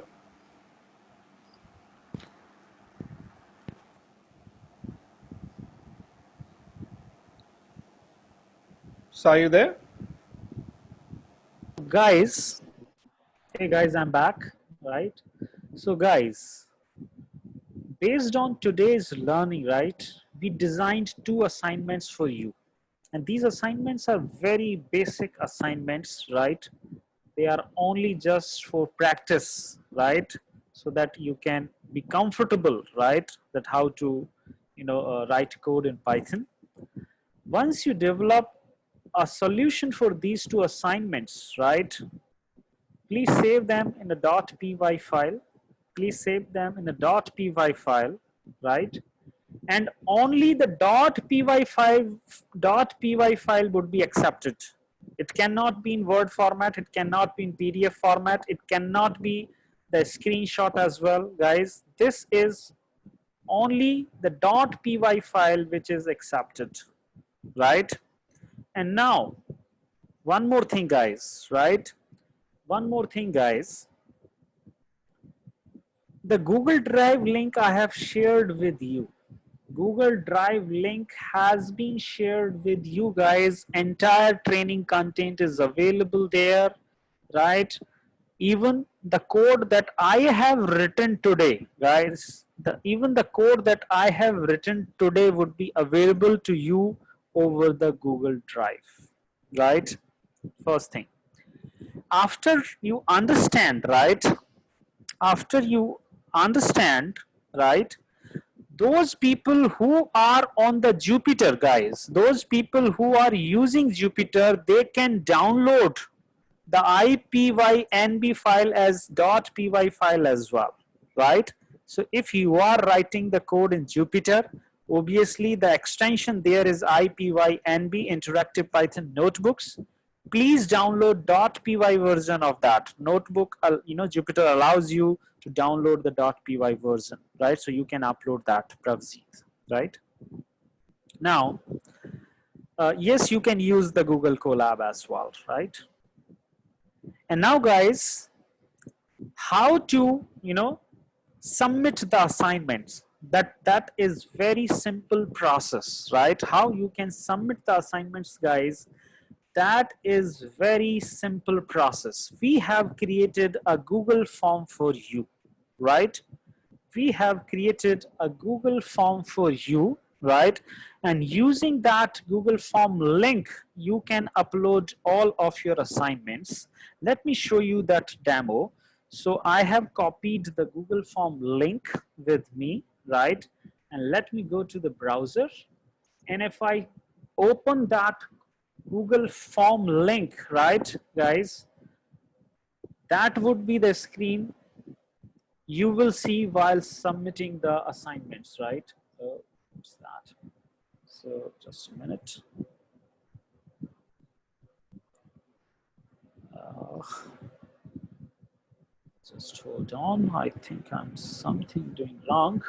Okay, which is perfectly fine. Let me check with that.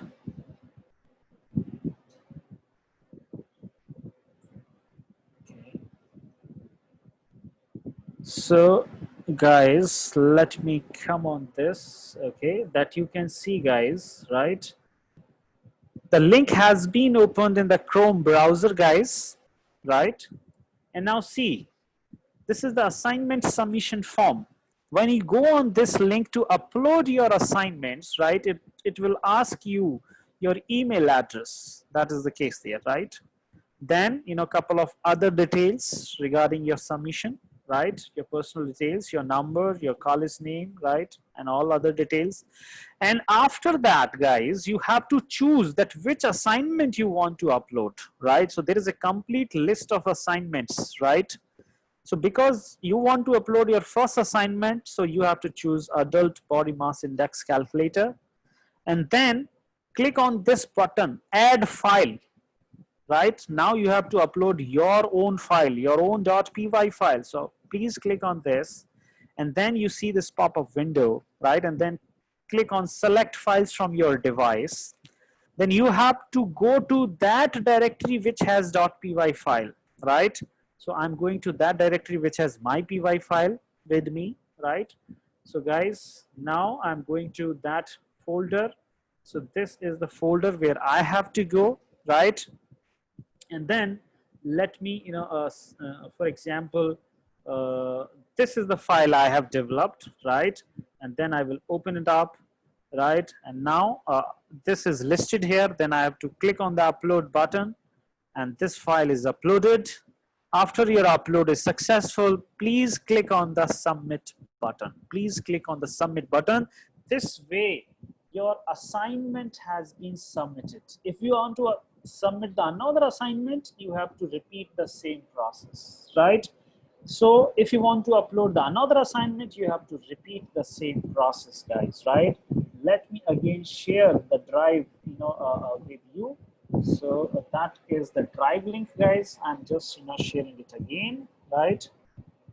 So that is there, guys, right? And this is the Google form for submitting your assignments, right? So this is the case, guys. This is the case, right? So guys, I think we are done for today, and now we are open, right?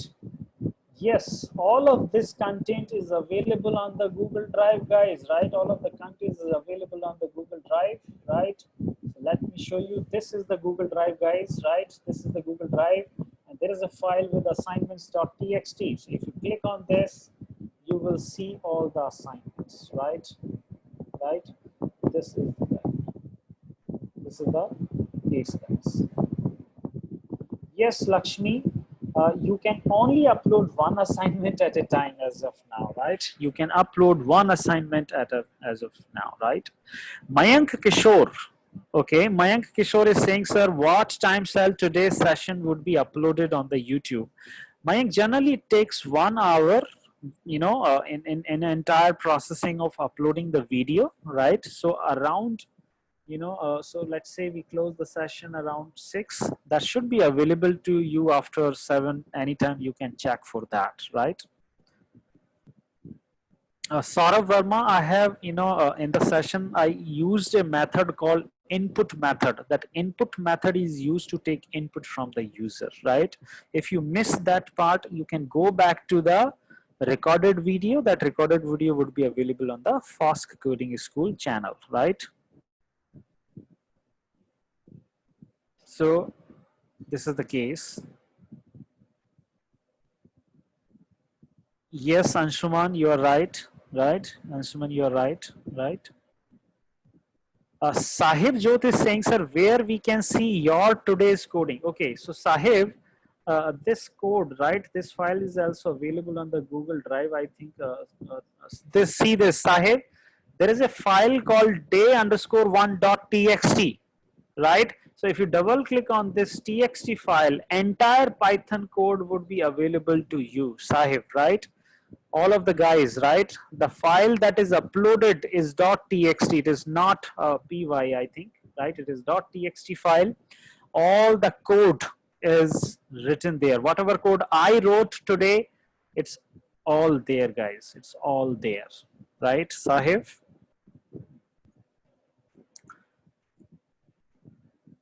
Godela Pavitra is saying, sir, I have already registered for this, but I have not got any link or any kind of info till today, sir. So I kindly request you to send me all the necessary information which was shared among all the participants till date to OK Godela Pavitra. We will, look if there is some issue with our system, and we will share the details with you soon as well, right?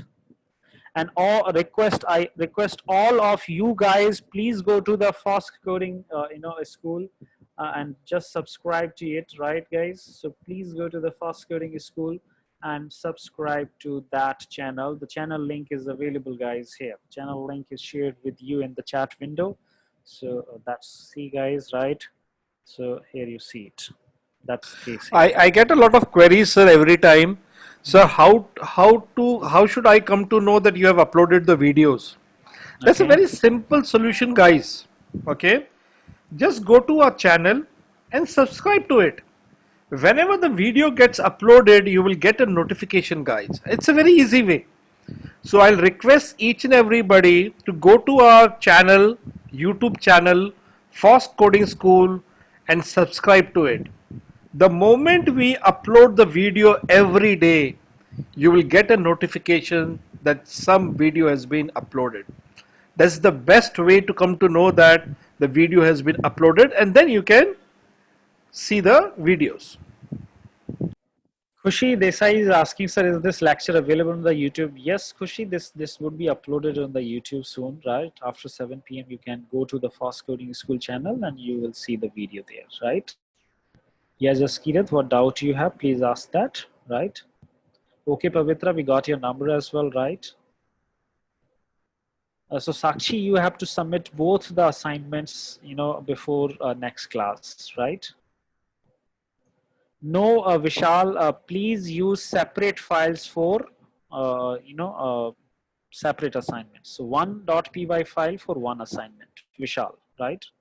We have also mentioned the name of the file, what they need to create in the assignments.py file. They need to follow that. Srajal, I think you are saying what is the use of NumPy header file. NumPy is basically a library that has a lot of mathematical functions, right? And basically this library is more powerful than math library, right? It has a matrix operations and everything. And NumPy is the library that is very much used in data analytics. Srajal, right? Srajal Davar, right? Jaskirat, that list is almost endless. You are talking about that how many types of libraries in Python. There are a hell lot of Python's libraries, right? And you can search on the Google, right? There would be Sakshi Kathuri is saying, sir, can we have slicing on the integer data type? No, Sakshi. The slicing is only possible in case of strings only, right? Jyoti Ranjan from Brahmpur is saying, sir, can you please explain the dir method? Yes, Jyoti, if you see, right, dir method was just, to my machine is responding a little slow. So dir method was used to know how many functions or how many methods the library has, right? So if you say dir math, it will tell you how many functions or methods that math library has, right? That is the case there.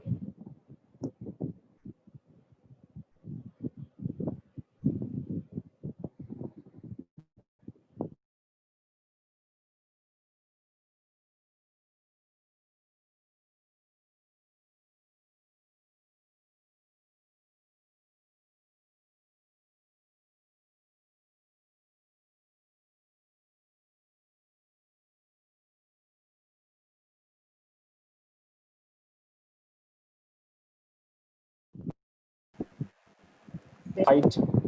That part was discussed yesterday, right, Kanak? Right. That part was discussed yesterday. But let me show you how you can. Oh, my spider got crashed. So my spider got crashed, guys. So just a minute for that. Let me reopen it. So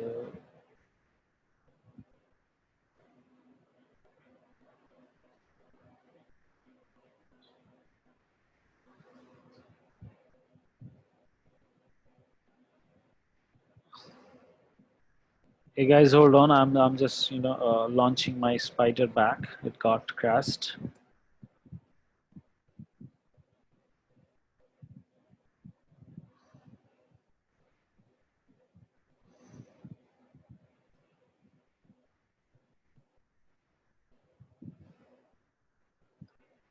In the meantime, I can take the questions, right?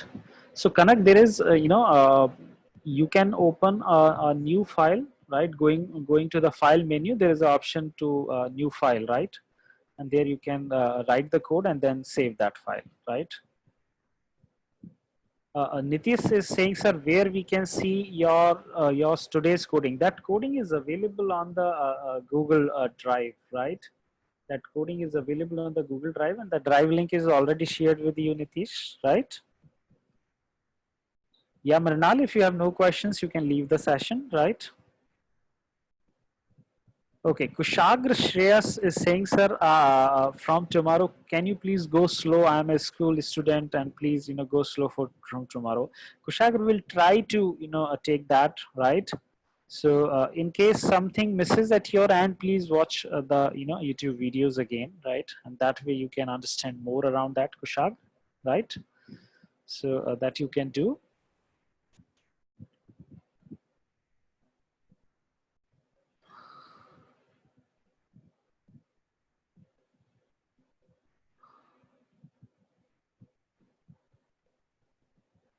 Just a minute, guys. Let me launch my spider.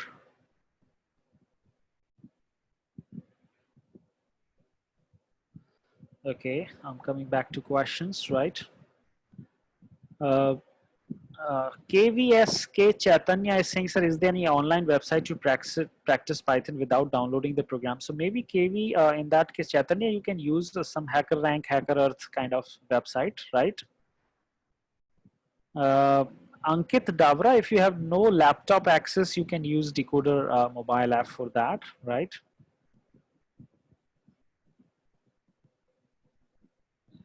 Divya, you are right. You can use the a find method as well. Divya Prabhat, right? Instead of index, you can use the find as well, right?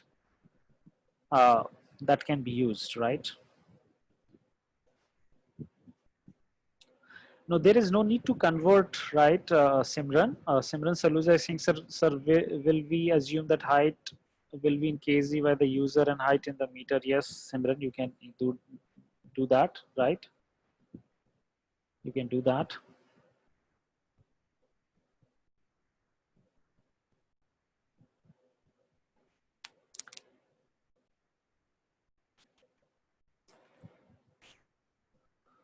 Okay.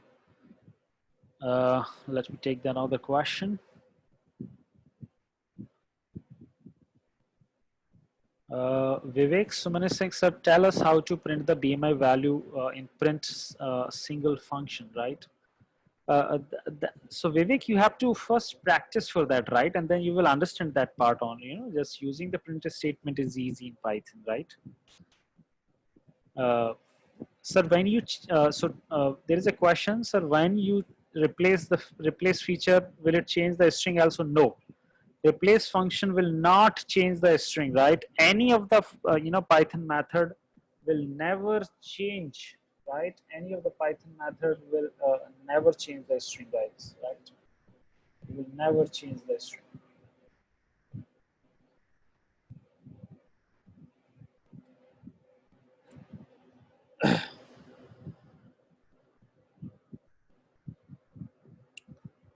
So this is the case, guys. Let me. So my spider is back now. So that's the case.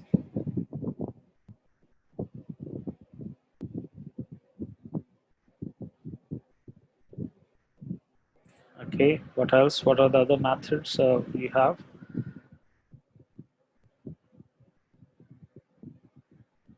Deepika is saying sir Jupiter पे work करने के लिए Jupiter पे काम वैसा का वैसा ही है Deepika there is no difference right the only thing is that वहां पे जो फाइल सेव होगी वो .ipynb से होगी right that is the only difference and you can download .py version of that. Parveen Kumar Patra is saying, sir, I missed the installation part where I can get that part. So we talked about the installation part, Parveen, yesterday, right? So what you can do, you can go on the YouTube channel, Fast Coding School, and there you can see, around that, right?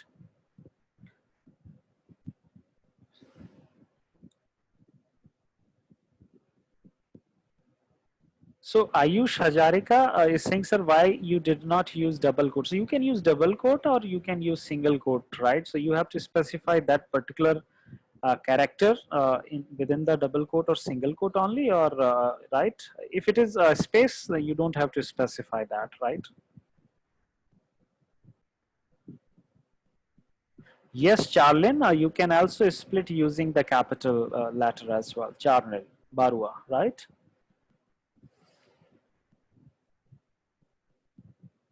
No, Puneet is saying, sir, there is no null character. So the entire memory management is different, Puneet, right, in Python, right?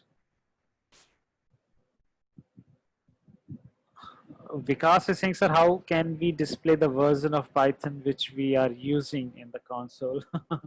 Okay. Anyway, Vikas, when you start the spider, it already comes in the console, right? The first message that you get in the console is the version only, right? Yeah, Akshita, you can reverse a string. We will come to that, session maybe of, tomorrow, day after that. You can reverse the string using slicing as well, right? That part is very simple, right? That you can do. Pramod from Jeet, right? So Pramod is a guy. जैसे 4 बजते हैं वो मुझे ping करता है कि sir start कर दो. Thank you, Pramod. So, sir, can you also organize any other workshop? Yes, we can do Pramod, right? Currently our focus is on Python, machine learning, deep learning, artificial intelligence, data analytics, right? So we keep conducting workshops in this way, this fashion, right?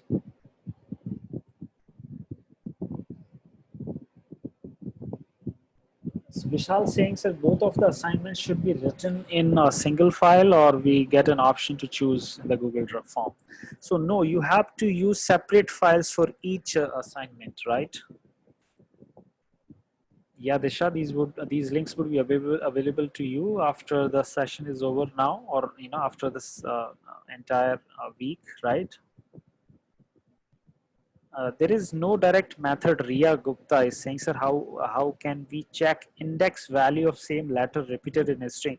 Ria, there is no direct method available. You will have to write some Python code, right?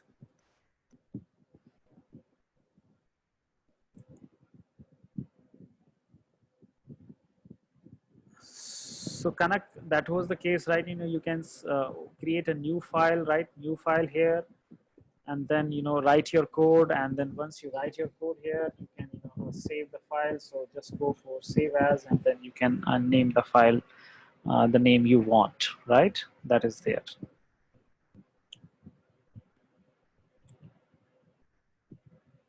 Chetan Sharma Parasar, questioning session is over, sir. If you if you have a question, Chetan, you can ask it. Otherwise, you can leave it, right?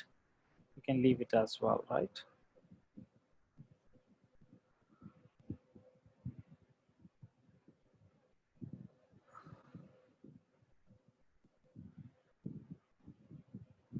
Sohit, it's about learning first, right? It is not about the compulsory part, right? So first, please focus on the learning, and if you can solve the assignments, very good, right? Please try at least, right, Sohit?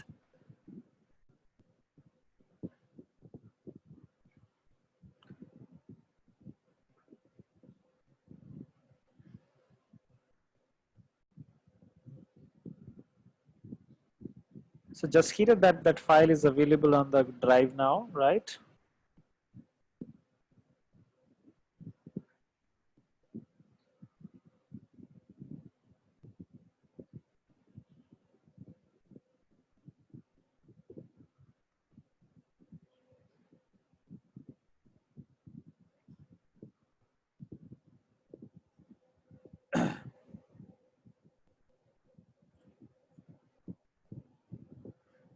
So we can convert a string to integer. J Sarod, right? J Sarod was asking how to convert a string to integer. We have typecasting mechanisms. Jay, will understand that part, right? In the next sessions, right? Pravjit, it may be issue at your end as well. Maybe some poor network your end. Please check it at your end as well, right? I think uh, voice was okay because Sylvester gave me the feedback around that.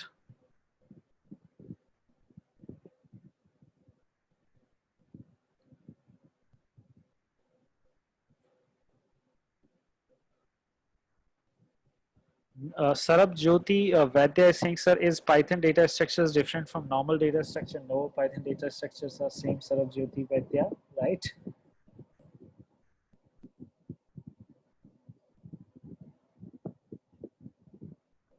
So Neha is saying, sir, when we have quotes in the string, how we can, write the string, for example, like this, okay? So Neha is asking, say, sir, I have a string like this, right? str1 is equal to like this. So see, sir, how I can do that. So you can do one, Neha. You can, take two approaches. Either outside, you can use double quotes, right? So you can use the double quotes instead of that, and keep the single quote inside. That will solve your problem. Or you can do one more thing, str1 is equal to this, and for this part you have to use backslash, Neha, right? And that will solve your problem, Neha, right?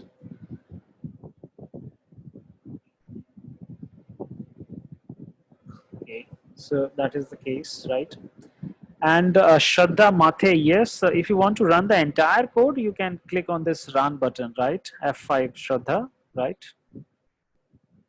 Just Kirat, please check again. This file is available. I showed you on the drive, right? If you go to the drive, you will see this, day1.txt. Just Kirat, right?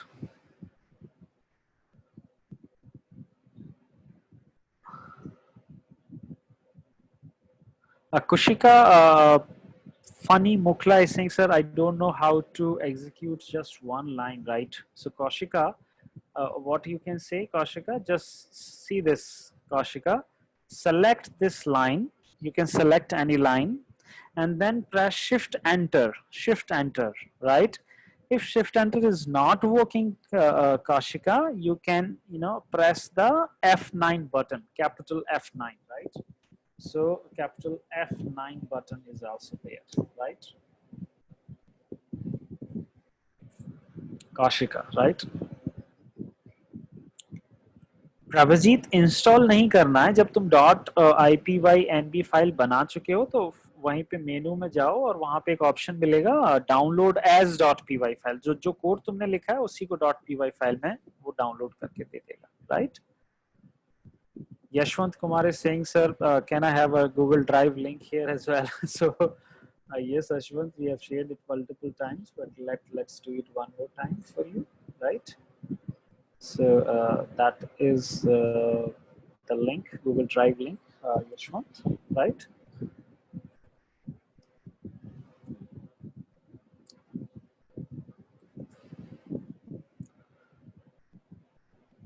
Raj Lakshmi,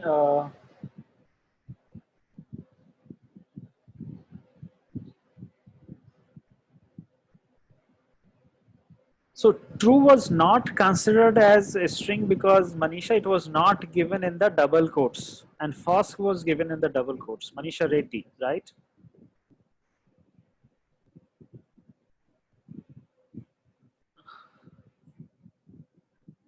Puneet Kaur is saying, sir, I have asked once whether Pascal is teach in college. No, no session on Pascal, Puneet, right? No sessions on Pascal, right? Puneet, are you there? Shraddha, I have answered your question, right? Oh, Puneet, there is, we do not have any team on which works on the Pascal, so we can't answer that question, Puneet, for you, right? Raj Lakshmi is saying, sir, I missed the assignment part. Can you please briefly explain?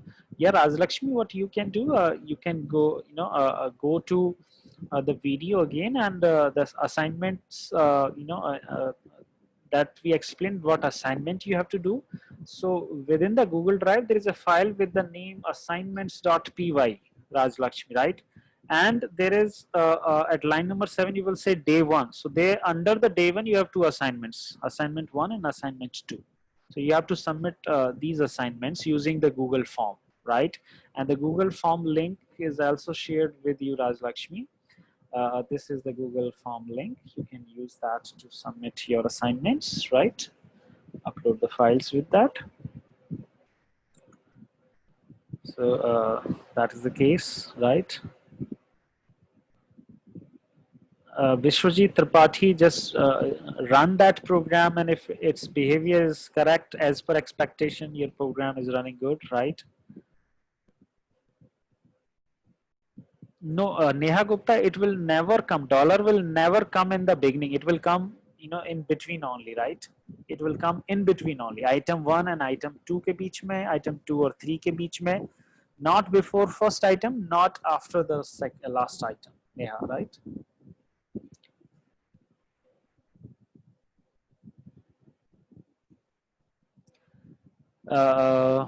Swang Rekha Sahu is saying, sir, sir, is here all strings are used? Yes, all of the strings are used, right? Puneet, what was the question? Can you please repeat me that question, right? Okay, so Kartika is saying, sir, I did not understand that stepping part, right? So Kartika, it was saying like that. str1 is equal to, let's say, you have Jaipur, right? That is the case, Kartika. And when you say str1, right, 0 to, let's say, 5. So how it will go? It will go from 0 to 4 only, right? 5 is excluded, right? So this is, you can, see. You can see there, right? And now we have to specify, right? We have to specify the step, second. So this is the step. Basically, it is saying that, uh, that you have to take 2 steps at a time. So if you are starting from 0, then your next step should be 2. You have to leave 1. Then after 2, your next step should be 4. So that means you are incrementing the index by 2 every time, Karthik. So you're starting from, 0, then you add 2 into that, then your next index 1, 2 is there. After that, you again, add 2. So that is the stepping. So that means you are 0. here, and then you leave A and then select I, and then you leave P and then select U, and so on, right? So that was the case. Karthik, did you get it? This is just a stepping, what value is incremented every time in terms of index. That is the step. Okay, so Puneet Kaur is saying that benefit of learning Pascal in nowadays. I'm not very much sure about the Pascal. Dr. Sylvester, do you have any idea around the Pascal? Yeah, it is a very old language, and I remember when I was doing my graduation, I learned Pascal at that time, maybe approximately 20 years back. But I'm shocked to hear that still in any university and college still Pascal has been used.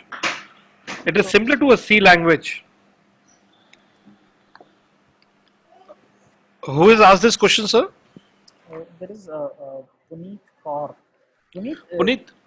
is this language taught in your taught in your college, or like you know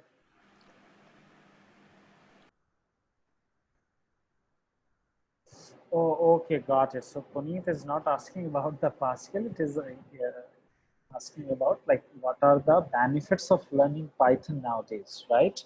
That is your question, Puneet, right?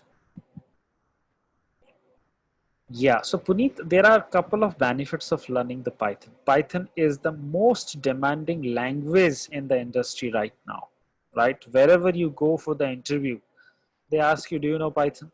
That is the one case, right? Where it is being used in, in the industry. This is being used in area of machine learning, in artificial intelligence, in deep learning, data analytics, data science, right? And Python is also used heavily in web development as well, in the backend development. So there is a huge demand of Python developers, right? There is a huge demand of the Python developers right now. So Puneet, if you are good in Python, you have developed a couple of projects in your resume, there are good chances that you will get a job. And that's why everybody is behind the Python now, right? Because they only want to learn because that is in the demand. And people always learn those technologies which are in the demand. That happens every time, right, Puneet? So Palvi Gare is saying, sir, how to change the path of the saved file of Python, right? So save. So Pallavi, when you are going for a save as option, right? You can select the directory in which you want to save the file, save as, right? And then from this you can change the folder location, right? That will be there. So Sheil, what was your question? So do you know about Pega? Almost like, Pega is an automated Oh, sort okay, of okay, got it. automation. Pegasus. So it is kind of a Selenium tool. More than a Selenium tool, sir. Okay. So Jay, you don't have to convert ip.nb file. I think if you are at Jupyter, right? I think you should go into file or edit, and there you should see a option download as.py. एक बार check करो क्या तुम्हें वो option मिल रहा है वहाँ पे, right?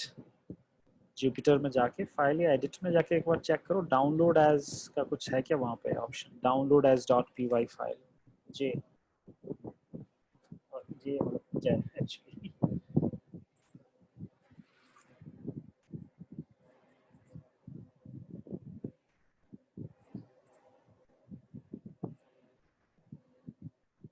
Yeah, very good, Jay.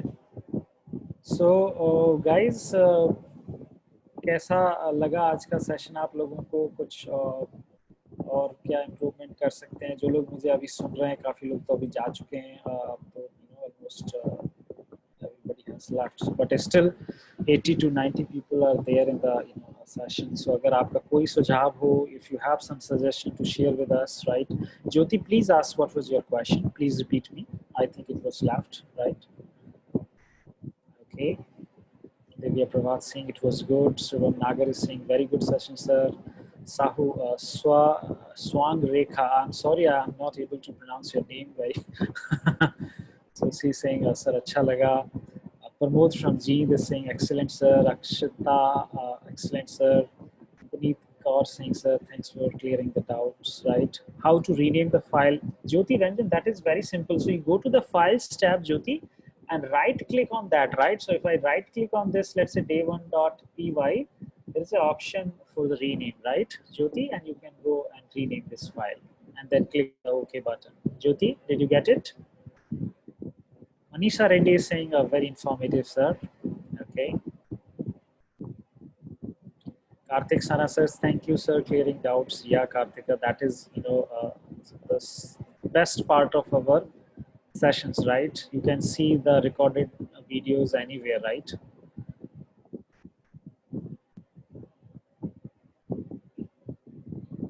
So, Swang Rekha Sao, you don't need to, note down anything, right? Just focus on the practice. Please pen paper को यूज मत कीजिए अगर आपको अपनी कोडिंग इम्प्रूव करनी है प्लीज पेन पेपर को use मत कीजिए राइट आप प्रैक्टिस करते जाइए अभी धीरे धीरे थोड़ा सा आपको प्रॉब्लम होगी आपको पेन महसूस होगा आपको डिफिकल्टी महसूस होगी पर एक वीक आप फेथ रखिए आप उसमें बहुत अच्छे हो जाओगे आप प्लीज नोट्स बनाने की गलती ना करें आपका इम्प्रूवमेंट नहीं होगा आपको एग्जाम थोड़ी पास करना है राइट आपको तो अपनी स्किल इम्प्रूव करनी है जिससे कि आप कोड लिख सको सो फिर उसके लिए आपको तरीका बदलना पड़ेगा अपना you will have to change your method of learning, right? Aditya Banwal saying, sir, thanks, sir. The session was really great, right? Jyoti Ranjan Behrampur, sir, can we convert the string 2 into 2 using any method? As such, there is no direct method, Jyoti, right? You will have to write or you will have to develop a software for that, right? Saroj Boita is saying, sir, I can easily understand. It's excellent, right? Very good. Any other question? Jyoti, is your question answered?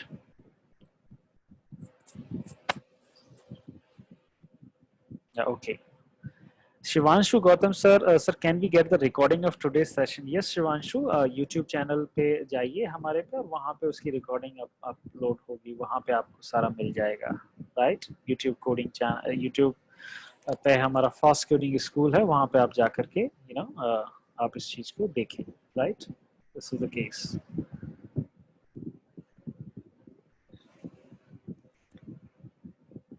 Capital letter Charlene Barua वो तो same एक ही चीज है वो तो concept कभी भी change नहीं होता है चाहे कैपिटल लेटर हो चाहे कुछ भी हो उससे कुछ फर्क नहीं पड़ेगा देखें जरा आप यहाँ पे str1 is equal to this Jaipur India right let's say मैंने कुछ ऐसा लिख दिया है now I want to split using capital and so str1 dot split और क्या लिखेंगे अंदर n capital N right we can do that there you can see right Charlin, Barua, did you get it?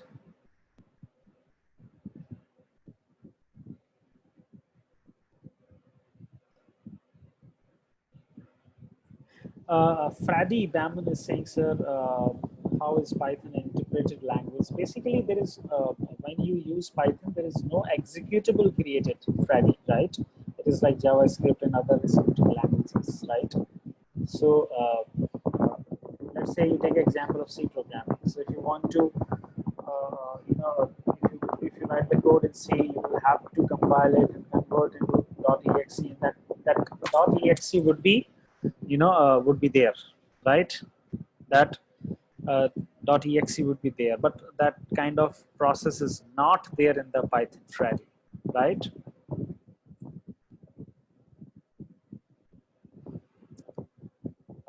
Pramod how can I send I think मेरे हिसाब से वो file तुम्हारे mobile पे सेव हो जाएगी प्रमोद और फिर तुम उसको वहां से अपलोड कर सकते हो एक बार ट्राई कर लेना उससे है ना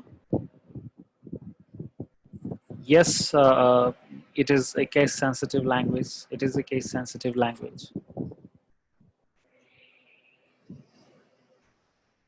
Pramod you got the answer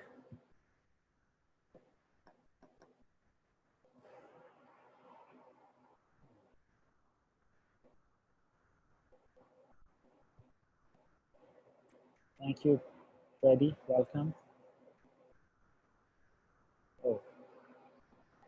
oh उस केस में कैसे करो तुम्हारे पास कोई लैपटॉप या वो नहीं है क्या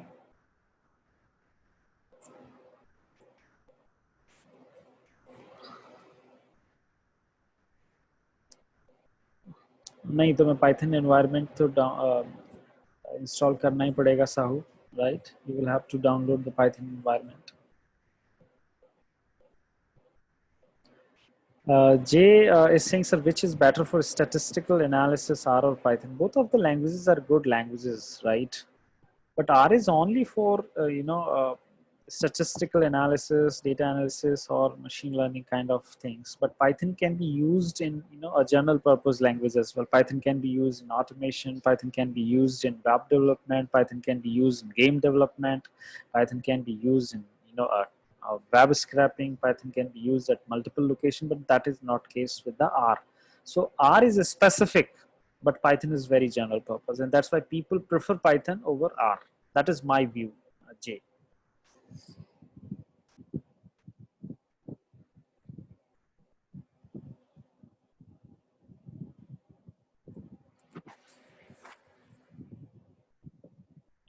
And even one more point, Jay, that some of the clouds do not provide the support of R. So let's say if you want to develop something on the AWS cloud, you will not get the support of R. Only Python is there for you.